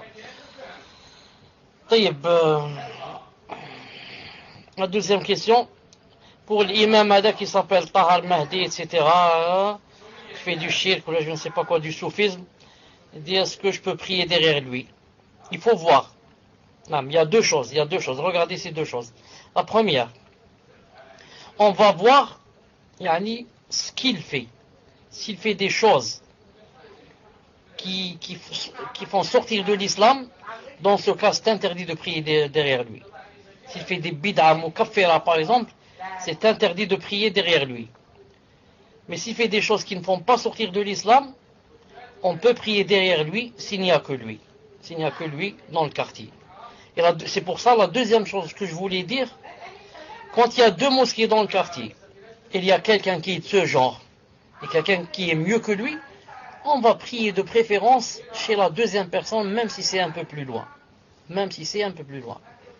Mais, quand il y a dans un quartier un seul imam, et une seule mosquée, je ne vais pas prier à la maison à cause de la bid'a de l'imam. Sauf si quoi? Sauf si c'est une bid'a qui fait sortir de l'islam. Ou bien il fait du shirk, vraiment du grand shirk. Sinon, c'est pas à cause de ses péchés lui que moi, je vais faire des péchés prier à la maison. Mais s'il y a une deuxième mosquée, je vais faire une deuxième mosquée bi'idhnillahi ta'ala. Donc moi, je peux pas dire exactement ce Tahar Mahdi, qu'est-ce qu'il fait exactement, yani comme faute. Il faudrait que je vois son site et que je le connaisse. Non.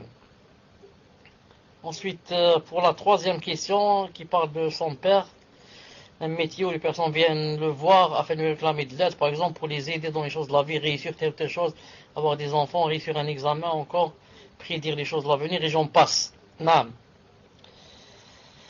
Cette personne, yani, fait vraiment des choses graves, wallah. Vraiment des choses graves. Non. Surtout ce qu'elle dit ici, yani, prédire l'avenir. Prédire l'avenir. Quant aux enfants, elle dit, pour avoir des enfants, etc., ça dépend ce qu'il dit ici pour les enfants. S'il donne, par exemple, des médicaments, il dit, par exemple, bon, pour avoir des enfants, il faut boire, par exemple, telle et telle, faire bouillir de l'eau et mettre telle herbe et ceci, cela, ça, c'est pas du shirk. Pour lui, c'est quoi? C'est des médicaments qu'il donne pour que la femme puisse yani, être enceinte. Mais si, yani, par exemple, les gens pensent que c'est lui qui donne les enfants, et qu'il dit là, yani, partez bidna ta'ala, la semaine prochaine, vous aurez, Inch'Allah, un enfant, ou là, dans un mois, ou là, un garçon, ou là, une fille, ou là, ça, yani, c'est plus grave encore. Il rentre vraiment dans le grand shirk. Mais, yani, ce que je veux dire ici, c'est qu'il faudrait, bi'idna ta'ala, lui faire des rappels. Il faudrait, bi'idna, lui faire des rappels, car la personne dit ici que il voudrait s'arrêter, mais s'il y a comme quelque chose qui le retient. En fait, ce qui le retient, c'est le shaitan. C'est le shaitan qui travaille avec lui. C'est le shaitan qui travaille avec lui. Car les gens qui prédisent l'avenir et parlent de l'avenir, ils ont avec eux un shaitan, c'est lui qui leur dit. Qui leur dit, voilà, telle personne est venue tel endroit, elle va te parler de, on lui a volé une bague, et ceci, cela, c'est le shaitan qui travaille avec eux. Or, quand une personne veut faire la tauba, le shaitan ne la laisse pas. Il va lui dire comment?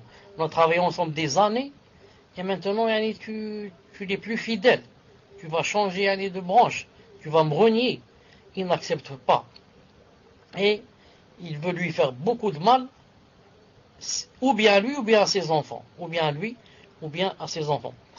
Et moi, j'ai connu quelqu'un, une fois je suis allé faire une ruqya à quelqu'un qui était de ce genre.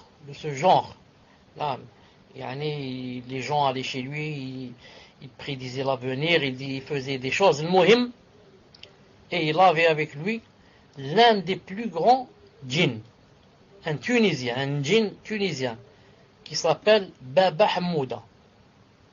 Celui-là, vraiment, c'est l'un des plus grands djinns que Allah subhanahu wa ta'ala a créé, qui est vivant jusqu'à de notre époque. Et ce djinn, sa spécialité, c'est seulement travailler avec ceux qui parlent de l'avenir, avec les devins qu'on appelle, les devins. Ceux, il ne travaille pas, lui, question de posséder quelqu'un pour qu'il tombe, pour qu'il se marie. Non, spécialement, il travaille avec les sorciers et les sorcières, ceux qui parlent de l'avenir. Comme celle qui va te dire demain il va se passer ceci, demain tu vas te marier avec X, avec Y.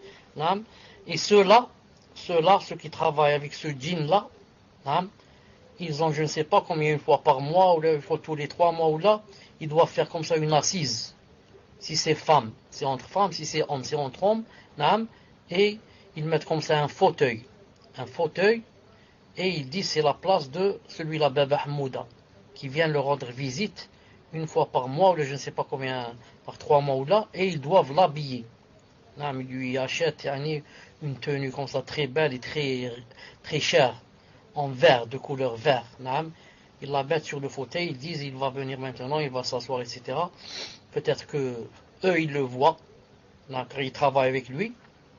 Et c'est celui-là qui a beaucoup de petits djinns qui travaillent avec lui, et c'est lui le grand chef qui les envoie. Il dit toi tu travailles avec celle-là, toi tu travailles avec cette sorcière, toi tu travailles avec ce sorcier, comme ça, et il lui ramène de l'argent et de l'or, ceci, cela.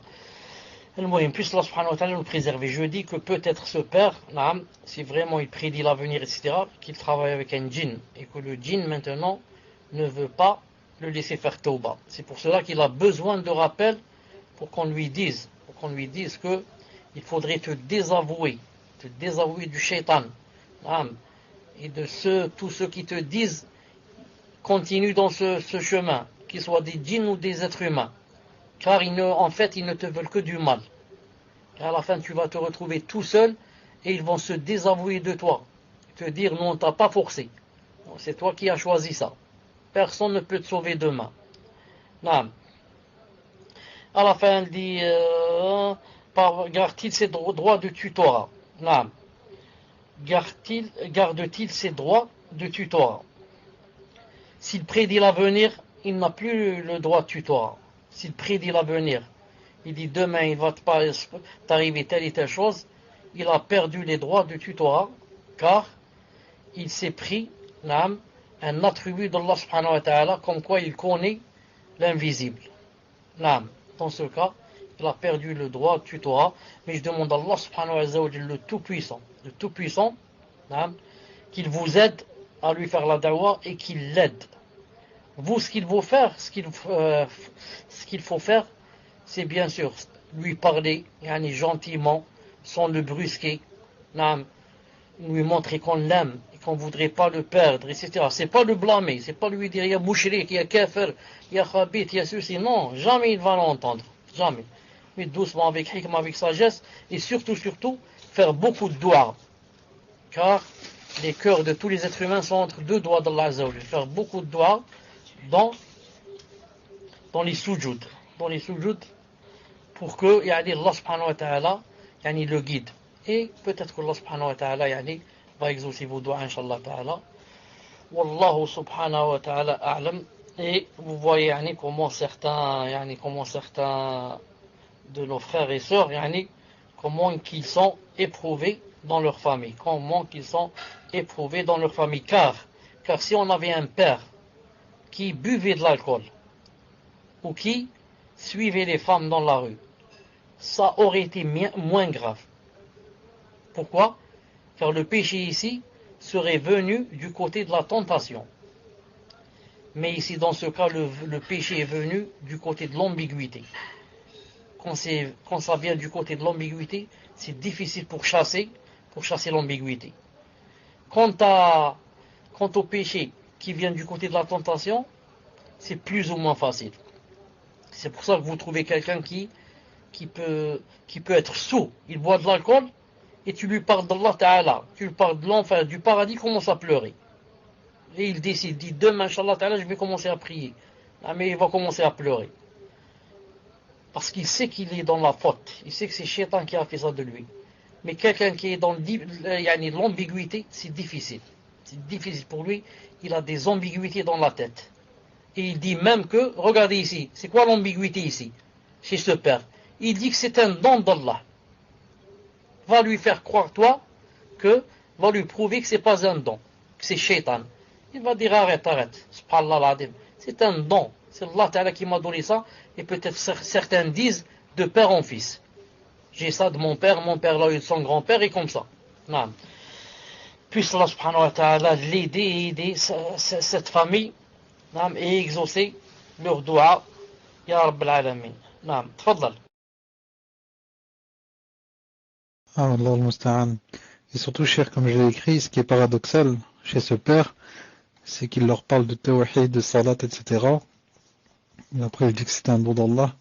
C'est ajib. Et en citant le nom du djinn, cher tunisien, vous m'avez fait rappeler l'histoire de votre tante avec le chapeau rouge. Je sais pas pourquoi, mais le nom de ce djinn m'a fait rappeler l'histoire du chapeau rouge. Baba Hamouda. Naam. Ça m'a fait rappeler l'histoire du chapeau rouge. Question suivante. Question d'un frère. Salam alaikum, cher. Qu'Allah vous récompense pour tout le temps que vous nous accordez, ainsi que les admins. Voilà, dans le cours de ce soir, vous avez dit qu'il y a un ange qui vient dans le ventre de la mère pour insuffler l'âme au bébé, au bout de 4 mois. Je voudrais savoir jusqu'à la naissance de ce bébé, l'âme, que fait-elle? En tant qu'adulte, elle nous incite, mais qu'en est-elle pour le bébé? Barakallahu fikum. Question suivante, question d'une sœur. Assalamu alaikum wa rahmatullahi wa barakatuh, cher.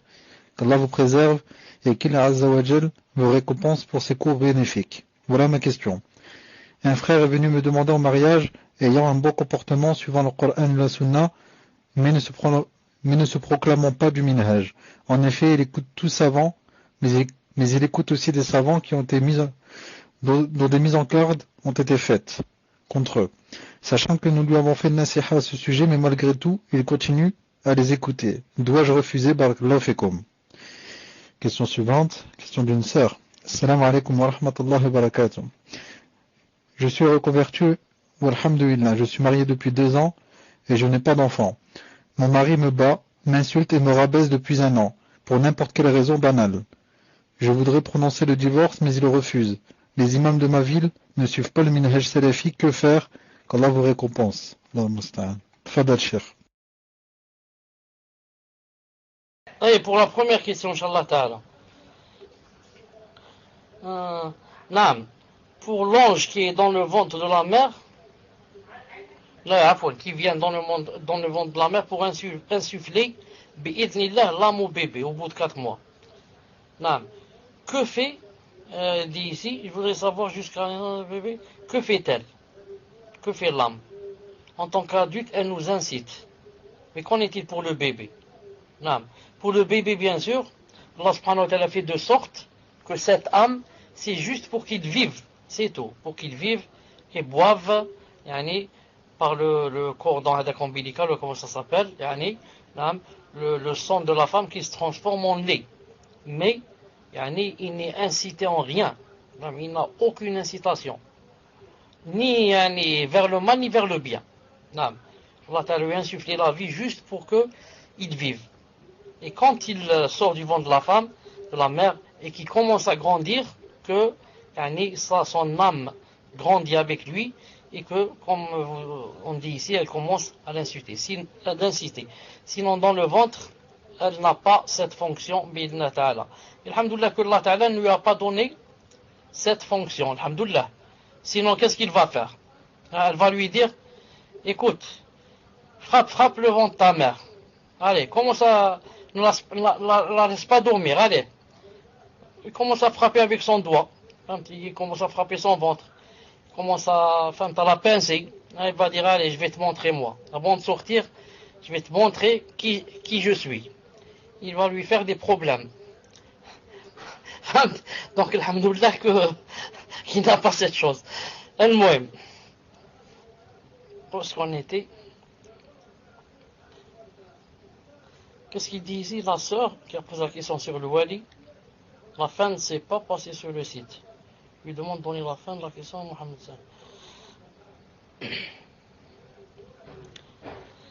Saleh. Pour l'autre question, Inch'Allah Ta'ala. Pour le frère qui est venu la demander en mariage et qu'il suit les savants, etc., on lui a fait la nasiha, malgré tout, il continue à les écouter. On dit, ce que j'ai dit toujours. Si cette sœur sait maintenant que il va finir par écouter la nasiha, c'est quelqu'un de gentil, de gars, il a besoin d'être convaincu, il n'y a pas de problème, Inch'Allah Ta'ala. Si elle sait ça. Si elle ne sait pas ça, et que, quoi? Et qu'elle sait qu'elle est mariable, elle sait qu'il y a beaucoup de frères qui viennent la demander, et qu'il y a, Inch'Allah Ta'ala, qui viendront mieux que lui. Dans ce cas, il vaut mieux attendre quelqu'un, qui soit exactement comme le genre qu'on veut. Comme le genre qu'on veut, pour qu'on ne soit pas dans les problèmes. À chaque fois, moi je dis telle chose, lui il dit autre chose. Non. Mais je reviens jeudi, mais si la sœur sait que c'est difficile pour elle le mariage, توكل على الله سبحانه وتعالى, comme dit Cheikh Ben Uthaymin rahimahullah, il a dit même si c'est un pervers, le muhim c'est d'avoir un mari et de se caser jusqu'à ce que Allah subhanahu wa ta'ala fasse quoi? Fasse une solution. Mais si elle est jeune, alhamdoulilah, elle sait qu'il y a beaucoup de frères qui la demandent, donc elle attend, Inch'Allah Ta'ala, pour se marier avec quelqu'un de la même, du même tempérament, Inch'Allah Ta'ala. Troisième question, Inch'Allah Ta'ala. Troisième question, bi'idhnillah Ta'ala, et la dernière. Mon mari me bat, alhamdoulilah, dit je suis reconverti depuis 2 ans. Je suis marié depuis 2 ans, je n'ai pas d'enfant. Mon mari me bat, m'insulte et me rabaisse depuis 1 an pour n'importe quelle raison. Je voudrais prononcer le divorce, mais il refuse. Les imams de ma ville ne suivent pas le minage, que faire, etc. C'est permis à cette femme, de demander la séparation, de demander ce qu'on appelle le khula, et qu'elle lui rende, Inch'Allah Ta'ala, la dot et qu'elle demande la séparation. Il suffit juste qu'elle trouve quelqu'un, qui l'aide, Inch'Allah Ta'ala, imam, qui a de la science, etc., et qui l'aide pour que, il parle peut-être à cet imam et le convainc, à son mari, et le convainc et lui disent, toi, tu fais plus de mal que de bien. Et ce mariage, n'est pas un mariage comme dans l'islam. Le mari qui bat, sa femme, presque, elle dit ici, combien de fois elle dit, tout le temps. Non, elle a dit, il me rabaisse, il me rabaisse depuis 1 an. Pour des raisons banales, celui-là, c'est difficile de vivre avec un homme pareil.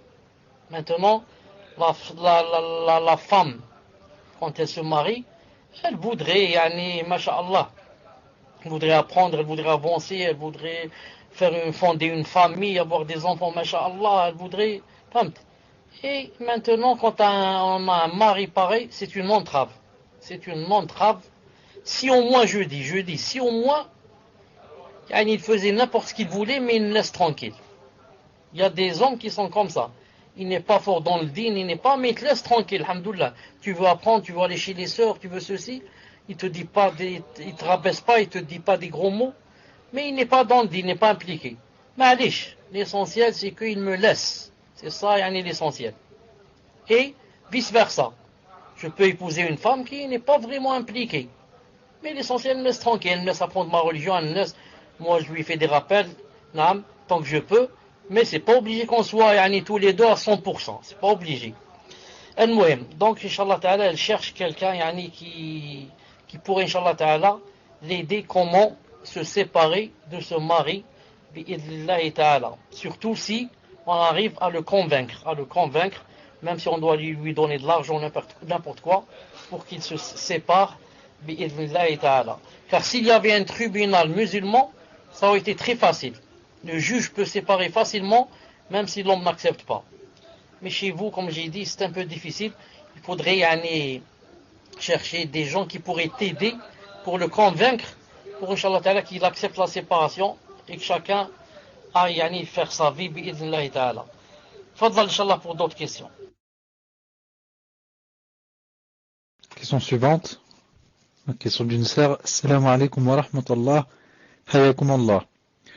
Afwan, pour ce sujet déplaisant, une femme demande. Ça fait plusieurs années qu'elle ne dort plus avec son mari. Elle fait la prière et s'intéresse à la religion, mais son mari ne fait pas la prière. Elle a trouvé des photos de lui, sachant que la photo est haram, avec des femmes en pleine fornication, les parties intimes ensemble, afwan, a'udhu billah. Quel est son statut vis-à-vis de son mari? Elle a commencé les démarches, les justices françaises, mais religieusement, que doit-elle faire? Est-elle considérée divorcée? Doit-elle se voiler?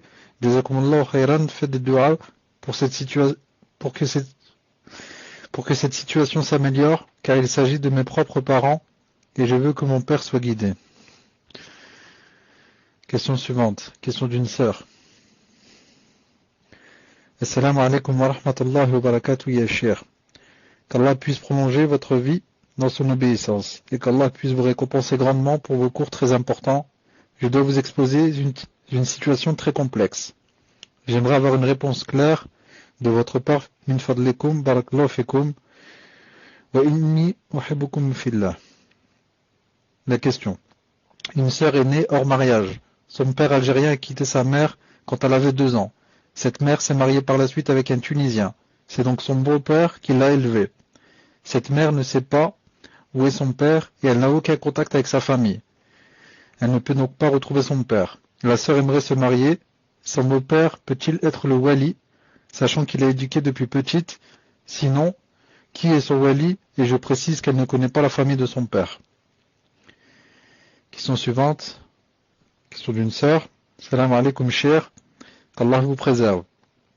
Je voudrais savoir si l'époux ou l'épouse ne se réveille pas au fajr. Quelle attitude doit-on adopter? Est-ce que l'on est en tort si on n'arrive pas à le réveiller? Barakallahu fikum. Tfadal cher. Salam alaikum.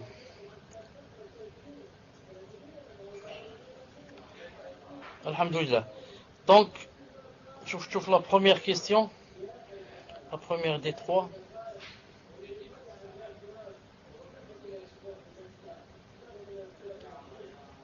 Je suis en train de chercher la première question, une seconde. Voici ma question. Attends une seconde. Pas d'enfant. Ça fait plusieurs... Donc une femme demande, ça fait plusieurs années qu'elle ne dort pas avec son mari, elle fait la prière et s'intéresse à la religion, mais son mari ne fait pas la prière. Elle a trouvé des photos de lui, sachant la photo haram, avec des femmes en pleine fornication, etc. Quel est son statut vis-à-vis de son mari? Elle a commencé les démarches de justice française, mais religieusement, que doit-elle faire? Elle est considérée divorcée ou doit-elle se voiler? Elle n'est pas considérée divorcée. Elle n'est pas considérée divorcée. Donc elle se voile pas devant lui, car il est toujours son mari jusqu'à ce que bi'idhnillahi ta'ala le divorce soit prononcé bi'idhnillahi ta'ala, jusqu'à ce que le divorce soit prononcé bi'idhnillahi ta'ala. Car quand l'un des conjoints fait la zina, ce n'est pas obligé, c'est pas une obligation de le quitter, mais c'est une permission. C'est-à-dire, on a maintenant la permission de se séparer de lui. Mais ce n'est pas une obligation. Le prophète, sallallahu alayhi wa sallam, quand on lui a rapporté que Aïcha, notre mère Aïcha, avait fait cette chose, quand les hypocrites lui ont rapporté et menti qu'elle avait fait cette chose, qu'est-ce qu'il a dit entre autres, sallallahu alayhi wa sallam? In kunti al-mamti bi dhanb, fatoubi. Il lui a dit, ya Aïcha, si jamais tu as fait le péché, un péché, c'est-à-dire ce péché, alors toubi, fais le repentir. Donc si, maintenant par exemple, elle veut rester avec lui et il va faire le repentir, c'est mieux par exemple, mieux que de se séparer et de perdre les enfants, etc., et les problèmes qui vont se suivre. Mais il faudrait aussi une preuve que il a fait tauba. C'est pour cela que en islam, c'est pas permis de se marier avec un fornicateur, mais c'est permis de continuer avec un fornicateur. Vous voyez la différence? C'est pas permis de se marier avec un fornicateur ou une fornicatrice, mais c'est permis de continuer, pas de se marier, de continuer avec un fornicateur ou une fornicatrice. La règle en arabe dit al-istidama aqwa min al-ibtida. La continuation est plus forte que le début. C'est-à-dire, ici, moi, je ne vais pas débuter, je ne vais pas faire un mariage avec un fornicateur, mais je vais continuer. Je suis déjà marié, il a fait la fornication, je continue. La continuation est plus forte que le début. Regardez par exemple, si on va aller au Hajj, avant de faire l'ihram et de dire par exemple le Labbaik Allahumma Hajja par exemple. Si je dis cette phrase, je suis rentré dans la sacralisation, là c'est le Hajj. C'est interdit de mettre, par exemple, du parfum. Ça. Mais, maintenant, si je vais mettre le parfum avant de dire cette phrase, avant de dire le Labbaik Allahumma hajja, je vais mettre du parfum, par exemple, dans ma barbe, là, sous mes aisselles ou là, et je dis cette phrase. Après avoir dit cette phrase, j'aurai toujours du parfum, ça. Le parfum ne va pas partir dans 2 minutes, au moins une demi-heure ou là. Mais, ayant ce parfum, maintenant, après la sacralisation, et ce n'est pas haram. Pourquoi? Car le parfum ici rentre dans la continuité, est plus forte que le début. Moi, j'ai pas mis le parfum après la sacralisation. C'est une continuation. Je suis en train de continuer une chose que j'ai faite au début. La continuation est plus forte que le début. Imaginez par exemple un autre exemple. Imaginez que je sois avec ma famille ou là je ne sais où, dans un endroit, une forêt ou là, en train de manger ou là faire pique-nique ou là. Ensuite quelqu'un par exemple il me dit, tu sais que là où tu es? Je lui dis, je sais pas. Il me dit, tu es sur un morceau de terrain ou là un terrain qui a été pris de force à quelqu'un.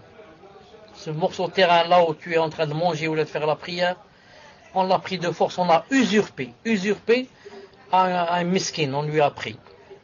Donc maintenant, rester sur ce morceau de terrain, c'est haram, ça. Je suis sur une terre usurpée, volée. Mais, qu'est-ce que je dois faire? Je dois quitter ce terrain. Pour le quitter, ce terrain est grand, ça fait 5 hectares ou 6 hectares. Maintenant, ce que je vais marcher pour le quitter. Il faut que je marche pour sortir de ce terrain. Quand je marche toujours sur le haram. Ce terrain est haram, mais ce n'est pas haram. Pourquoi? Car ce que je fais, je le fais en continuité. Je suis en train de continuer, et non pas j'ai débuté. Et non pas on m'a dit c'est haram ce terrain, et je suis venu pique-niquer sur ce terrain. Non. Je l'ai su après, je suis en train de continuer. Al-Muhim. Je reviens à ce que je disais ici. Je disais que pour cette femme, si elle veut continuer avec son mari, c'est possible. À condition qu'il fasse la tauba. S'il ne fait pas la tauba, c'est difficile de vivre avec un mari qui fait des choses pareilles. Et difficile pour un homme de vivre avec une femme qui fait des choses pareilles. Et je lui dis que si religieusement elle est toujours son épouse, et qu'elle n'est pas considérée divorcée, et qu'elle ne doit pas se voiler devant lui. Jazakumullah khayr, faites des doigts pour que cette situation s'améliore. Naam. On demande à Allah subhanahu wa ta'ala, l'Ali al-Qadir, أن يفتح على أختنا هذه أن يفتح عليها فتوحات من عنده وأن يجمع بينهما إن كان في ذلك خير وأن يفرق بينهما أو أن يفرق بينهما إن كان في ذلك خير. نعم. طيب.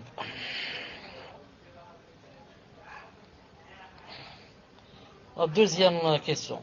Salam alaikum. طيب. Pour la personne qui dit je lui dis, puisse Allah subhanahu wa ta'ala t'aimer comme tu m'as aimé. طيب. Une sœur née hors mariage, son père l'a quitté quand il avait 2 ans, ensuite elle s'est remariée avec un Tunisien.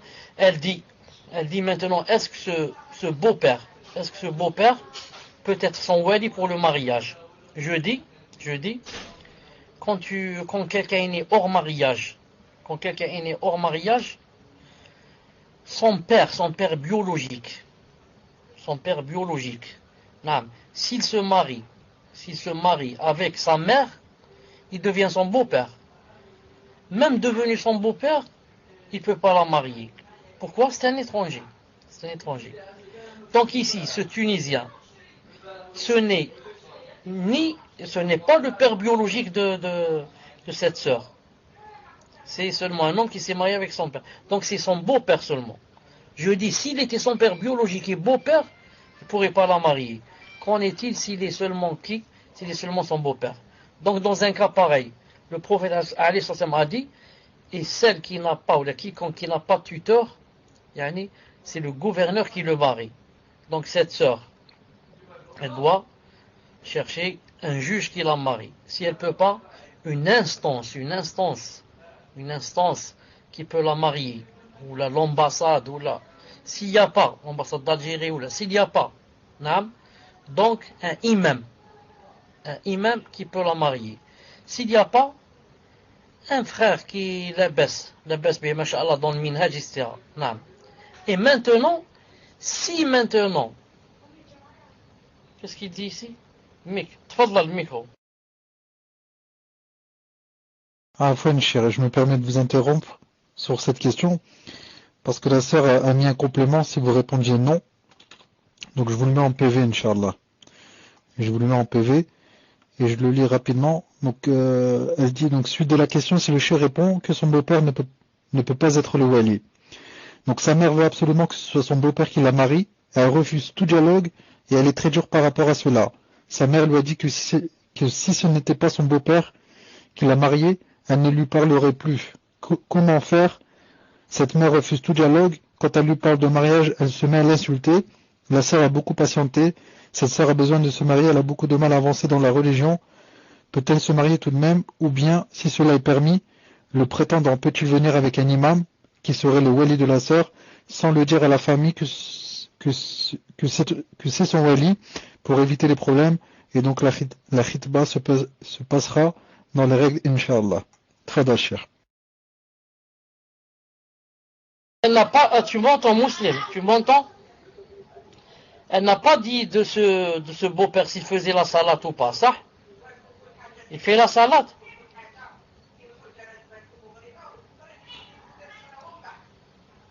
Tu peux me répondre?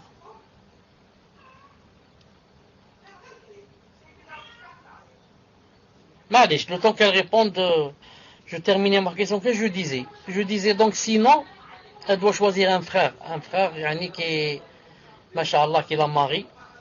Mais maintenant, regardez, maintenant, elle peut donc demander à ce beau-père de la marier, à condition quoi? À condition que ce n'est pas parce que c'est mon beau-père que je lui demande de me marier. Parce que mon beau-père en islam ne peut pas me marier. Mais je lui demande de me marier en tant que quoi? En tant que un frère. Vous comprenez, un musulman. Parce qu'on a dit qu'elle commence par le gouverneur, ensuite le juge, ensuite l'imam.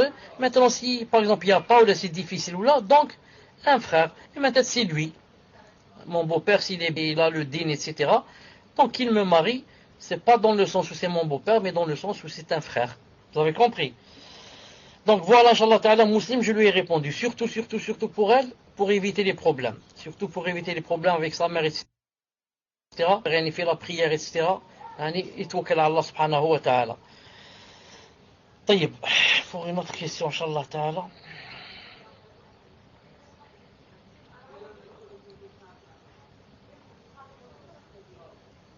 Je voudrais savoir si l'époux ou l'épouse ne se réveille pas au Fajr. Quelle attitude doit-on adopter? Est-ce qu'on est au tort si on n'arrive pas à le réveiller? Barakallahu fikum. Alhamdoulilah, donc s'il fait la salat, etc., qu'elle le prenne en tuteur, mais pas parce qu'il est beau-père. Dans son intention, elle se dit, c'est pas parce qu'il est beau-père. Parce que, yani, en islam, il y a quelqu'un qui doit me marier. Fahamt?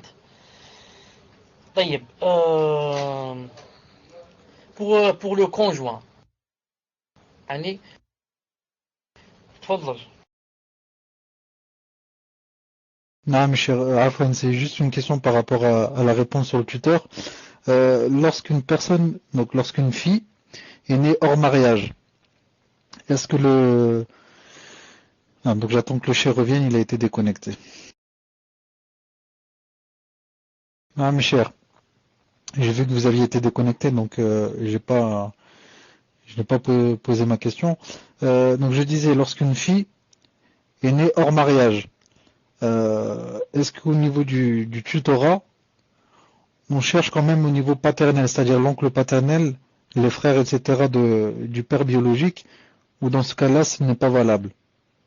Tfadal cher. Donc père, oncle, grand-père, etc.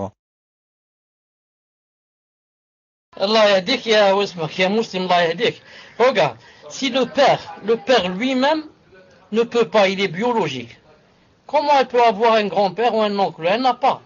Elle ne peut pas avoir dans... Femme, le père n'existe pas. يعني, comme on dit en arabe, يمتنع وجود الفرع مع عدم الأصل. يعني, il n'y a pas الأصل et on va avoir le فرع. pas possible. On n'a pas le père, s'il n'y a pas le père, il n'y a pas ses enfants. Ce que je voulais dire, c'est ton jamais. Là, معلش, barakallahu fik. Demande, معلش. C'est bien de demander. Qu'est-ce que je voulais dire? Bien sûr, c'est pas la peine de vous dire que du côté de sa mère, personne ne peut la marier, ça vous savez. Du côté de sa mère, ses oncles du côté de sa mère, personne ne peut la marier. Ce que je voulais dire, attendez, je voulais dire, c'était une seconde, je voulais dire une chose importante. Non, si elle a un frère, le frère ne peut être que du côté de la mère. Et du côté de la mère, personne ne peut la marier. Tu as compris? On ne peut pas avoir un frère que du côté de la mère. Donc personne ne peut la marier du côté de la mère. Vous m'entendez pas? Musulman, m'écrit numéro 2. Taïb. Alhamdoulilah. Il y a une autre issue. Quand j'ai dit, moi, elle commence par le gouverneur, ensuite le juge, l'imam. Maintenant, si elle peut se trouver un imam qui est masha'Allah. Donc c'est à lui que revient le tutorat. Lui, elle peut se mettre en accord avec lui pour que lui, il donne la tutelle au beau-père. Vous comprenez, l'imam. Normalement, c'est lui qui la marie. Il dit, Ma'alish, par exemple, je donne la tutelle au beau-père. On lui explique le cas, regardez, il y a des problèmes dans la famille, etc. etc. C'est possible, c'est vous qui déléguez, mon beau-père, vous lui dites, vous lui donnez la tutelle. C'est pas la peine de lui dire, je t'ai donné la tutelle ou là. Seulement en lui disant, par exemple, bon, cette personne est venue demander votre fille ou là, votre belle-fille ou là, ceci, cela. Il dit, j'accepte, etc. Ça veut dire, il lui a donné la tutelle. Non. Et comme ça, elle sort des problèmes. Bi'idnillahi ta'ala. Tfadlal. J'ai perdu le message entre toi et moi, le privé. S'il y a des questions, je les ai perdues. Je vous ai envoyé, cher, la dernière question. Salam alaikum, qu'Allah vous préserve. Je voudrais savoir si l'époux ou l'épouse ne se réveille pas au Fajr, quelle attitude doit-on adopter? Est-ce qu'on est en tort si on n'arrive pas à le réveiller? Barakallahu fik. D'après la sunna authentique du prophète sallallahu alayhi wa sallam, mais entre parenthèses, qu'il applique, c'est que quand l'homme se lève pour prier la nuit, si sa femme ne veut pas se lever, qu'il lui mette un peu d'eau, sur elle, juste, comme ça, il mouille un peu ses doigts et il jette, les gouttes de ses doigts qui tombent sur ses yeux pour qu'elle se réveille et vice versa. Mais ça, c'est bien sûr dans le cas où ça ne risque pas d'aller vers un divorce. Peut-être il y a des hommes qui n'acceptent pas ça et sa femme me dit j'applique la sunna et lui il se réveille et il va l'insulter, il va lui dire tu es divorcé. Donc je vais pas donc appliquer une sunna pour me trouver divorcé. Non. Mais si c'est quelqu'un qui a du ilm mais qui accepte on peut faire la sunna entre les conjoints quand ils s'entendent bien. Mais pour salat al-fajr, l'homme doit bi'idhna ta'ala réveiller son épouse. Quand je dis réveiller, du moins lui dire, il a touché comme ça de sa main, lui dit, d'abord il parle, X, quand lève-toi c'est le fajr. Si elle n'entend pas ou là, il la touche un peu sur son épaule, comme ça, sur sa tête, lui dit, c'est salat al-fajr, c'est salat al-fajr, comme ça. Si elle ne se réveille pas, quand il va par exemple faire le wudu, il revient une deuxième fois. Il lui dit, c'est salat al-fajr, réveille-toi, salat al-fajr, réveille-toi. Et il insiste. Si elle se réveille pas, et qu'il est parti faire la salat, quand il revient aussi, il faudrait qu'il insiste. Il faudrait qu'il insiste, pour qu'elle se lève. Et maintenant, quant à elle, elle lui parle seulement. Elle lui dit c'est salat, lève-toi bidna ta'ala. S'il ne se lève pas, elle lui dit une deuxième, troisième fois. Ensuite, s'il se lève pas, ce n'est pas une obligation pour elle, car elle a fait l'obligation. Allah Ta'ala n'a pas dit qu'il faut réveiller le conjoint, de force, ou là le frapper, ou là il a dit, on lui fait le rappel pour qu'il se lève. S'il se lève, alhamdulillah. S'il se lève pas, lui dit, Allah est témoin que moi j'ai essayé, mais toi, tu n'as pas pu, ou là tu n'as pas voulu, ou Allahu a'lam. Mais moi j'ai essayé, bi'idhnillahi ta'ala. Naam. Donc on doit essayer, pourquoi? Pour que devant Allah ta'ala, pour qu'on ait établi la preuve sur le conjoint. Demain, le conjoint va te dire, toi tu te réveillais, tu m'as jamais réveillé. Comprenez? Devant Allah ta'ala, je vais dire, alhamdulillah, j'ai des preuves que je le réveillais, mais lui, il pouvait pas, ou là il avait un sommeil difficile, ou là. Ensuite, que j'allais dire une chose importante dans ce sens, une seconde, pour que j'oublie pas, une seconde, je pense à la chose, elle est importante, Inch'Allah ta'ala, une seconde. Non, j'ai pas pu me souvenir, mais je vais dire quelque chose à sa place. Peut-être qu'en disant cette chose, je me souviens. Car, non, ça fait longtemps que j'ai pas mangé lien à dire, donc j'ai des problèmes. Je dis, si j'étais par exemple debout là, ça aurait été facile, plus facile pour se souvenir. Car vous savez tous que, par exemple, si on est dans la cuisine, on se dit une chose, on se dit par exemple, je vais ramener telle chose de l'autre chambre, par exemple. Ah. Ensuite, on va marcher pour aller dans l'autre chambre, ensuite on oublie. On dit, subhanallah al-azim, qu'est-ce que je voulais faire, ou là, pourquoi je suis venu dans cette chambre-là? Qu'est-ce qu'on fait? Donc, pour se souvenir facilement qu'est-ce que je fais, je reviens à l'endroit où j'ai pensé. Je vais à la cuisine, donc, dans ce cas. Si je vais à la cuisine, je vais me rappeler, je pensais à... Donc, moi, je suis pas debout, c'est pour ça que je peux pas aller quelque part pour me souvenir. Mais je vais dire quelque chose à sa place qui a un rapport, et peut-être, Inch'Allah ta'ala, ça va m'aider à me rappeler. Je dis, une femme est allée une fois au prophète, sallallahu alayhi wa sallam. Naam. Il lui a dit, mon mari, quand je fais la prière, il me frappe. Et quand je jeûne, quand je fais ma prière, la prière, attendez, je dis d'abord en arabe, Zawji, yadribuni, attendez, une seconde. Bon, quand je jeûne, il me frappe. Quand je fais la prière, il me blâme. Et c'est ça le témoin du cours. Et il ne se réveille pas pour Salat al-Fajr jusqu'à ce que le soleil se lève. Elle a dit ça au prophète sallallahu alayhi wa sallam qui était avec un groupe de gens, de compagnons. Elle est allée se plaindre à lui. Et parmi ses compagnons, il y avait qui? Il y avait son mari aussi, Safwan ibn Mu'attal, qui était assis avec les sahaba. Vous m'entendez, musulmans? Donc le prophète sallallahu alayhi wa sallam ne blâme pas comme ça facilement. Il ne dit pas, bon, tu as raison, toi tu es ceci ou cela. Non. Mais il a dit à son mari, il a dit, qu'est-ce que tu as à répondre? Qu'est-ce que tu as à répondre? Il a dit, en fait, quand elle a dit que je l'ai blâmé pour la prière, il lui a dit, elle lit 2 sourates. Normalement, on lit, par exemple, le Fatiha et une sourate. Elle lit 2 sourates à chaque fois. Fatiha, plus une sourate, quand elle termine, une autre sourate. Et elle s'incline, elle se lève. Fatiha, une sourate. Alors le prophète a dit, une sourate suffit. Une sourate suffit. Yani, ce n'est pas interdit de faire 2 sourates, mais pour ton cas, toi, ici, yani, ou pour les gens en général, une sourate suffit. Donc il a donné raison à qui? À l'homme, pas à la femme. Saha. Ensuite, l'homme a dit, lorsqu'elle a dit que je l'ai frappé pour le jeûne, il lui a dit, c'est une femme qui jeûne beaucoup, et nous on est des nouveaux mariés.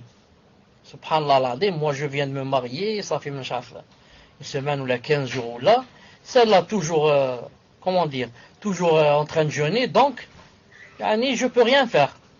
Tout le temps, on jeûne. Donc ça c'est pas un mariage ça.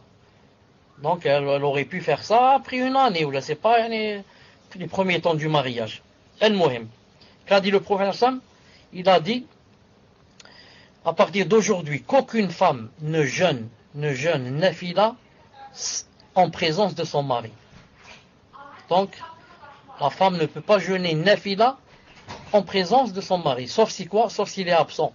Ou bien, il est présent, il lui donne la permission. Ou bien, si, elle a des choses obligatoires à jeûner, comme les dettes des menstrues. Et pas les nafila. Et encore les dettes des menstrues, et encore, elle doit lui demander, pourquoi? Car elle a devant elle une année. Ce n'est pas obligé que ce soit aujourd'hui ou demain. Je l'avertis comme ça pour qu'il sache. Donc il a donné raison à qui? Il a donné raison à l'homme.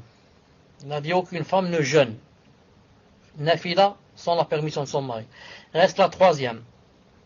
Il a dit quand est-ce qu'elle a dit que je ne me réveille pas jusqu'à ce que le soleil se lève? Ya Rasulallah, je suis issu d'une famille, dont les membres de la famille ont un sommeil lourd. Ils ne se lèvent pas jusqu'à ce que le soleil se lève. Qu'a dit alayhi salam? Il n'a pas blâmé. Il lui a dit, alors, quand tu te réveilles, fais la prière. Dès que tu te réveilles, fais la prière. Donc, et voilà, maintenant je me rappelle le témoin du cours. Donc il n'a pas dit ici à la femme, il faut le réveiller de force. Ni l'homme doit réveiller la femme de force, avec les coups de bâton. Il est possible que cette nuit-là, elle a un sommeil lourd. Il est possible que cette nuit-là, elle est très fatiguée, c'est difficile de se réveiller. Et comme ça, il faut prendre des causes. Donc le prophète, sallallahu alayhi wa sallam, ici, qu'est-ce qu'il a donné la raison à qui? À l'homme, subhanallah al-azim. Donc ça ne veut pas dire que toute personne qui va se plaindre contre moi, qu'elle a raison. Vous comprenez? Ce n'est pas une personne qui va se plaindre contre moi, elle a raison. Non. Elle s'est plainte de 3 choses contre moi, et c'est l'homme qui a raison, subhanallah al-azim. Donc il se peut qu'une personne se plaigne contre toi de 5 ou 6 choses, et c'est toi qui as raison. Il suffit juste d'entendre quelles sont les choses, et de savoir répliquer, Ensuite, le prophète sallallahu alayhi wa sallam, regardez sa sagesse et sa hikmah. Il n'a pas dit à l'homme, écoute, Allah Ta'ala a dit dans le Coran, la salat, inna salata kant al mu'minina kitab al-muquta. La salat est pour les croyants un temps destiné. C'est un verset. La salat, le moment de la salat est pour les croyants une chose sacrée. D'abord, c'est qu'il faut que tu te lèves. Tu as la tête lourde ou le sommeil lourd. Il n'y a pas de sommeil lourd en islam. Il y a le verset qui dit qu'il faut faire la salat à l'heure. Non. Le prophète islam, beaucoup de hikmah, beaucoup de rahma. Il voit la réalité. La réalité, cette personne aussi n'est pas hypocrite. Ah bon? Elle dit ça au prophète islam devant les sahaba. Je vais dire, c'est pas vrai, je vais nier. C'est pas vrai, à Rasulullah. Non, c'est pas vrai, c'est une menteuse, elle est connue. Et dans le quartier, tout le monde la connaît. C'est une grande menteuse. Même sa famille, elle m'a dit que c'était une menteuse. Mais non, il reconnaît. Il dit à Rasulullah, je peux pas me réveiller. Je dis la vérité, c'est difficile pour moi, j'ai la tête lourde ou le sommeil lourd. D'ailleurs, vous pouvez vérifier chez ma famille. Ils sont tous comme ça. Non. Que Allah subhanahu wa ta'ala nous aide et nous apprenne notre religion et nous donne la hikmah et la sagesse. La hikmah et la sagesse, surtout chez vous là-bas en France. Chez vous là-bas, quand on vit en France ou là en Europe avec les kuffars, on a beaucoup besoin de hikmah. Pourquoi? Pour les attirer vers l'islam. Pour ne pas les faire fuir. Pour les faire rentrer en groupe dans l'islam. Pour qu'on ait les ajr, les récompenses d'être la cause que quelqu'un s'est reconverti par mon biais, bi'idhnillahi ta'ala. Puisse Allah subhanahu wa ta'ala nous aider, vous aider, raffermir nos cœurs, nous apprendre sa religion, nous aider à l'appliquer, et on se rencontre, inshallah ta'ala, nahar al-arba'a. Bi'idhnillahi subhanahu azza wa jalla. Subhanak Allahumma wa bihamdik, ashhadu an la ilaha illa ant, astaghfiruka wa atubu ilayk. Assalamu alaykum wa rahmatullahi wa barakatuh. Fikum barakallah vous aussi, pour avoir assisté à ces cours et avoir patienté avec moi et avec mes folies. Assalamu alaikum wa rahmatullah.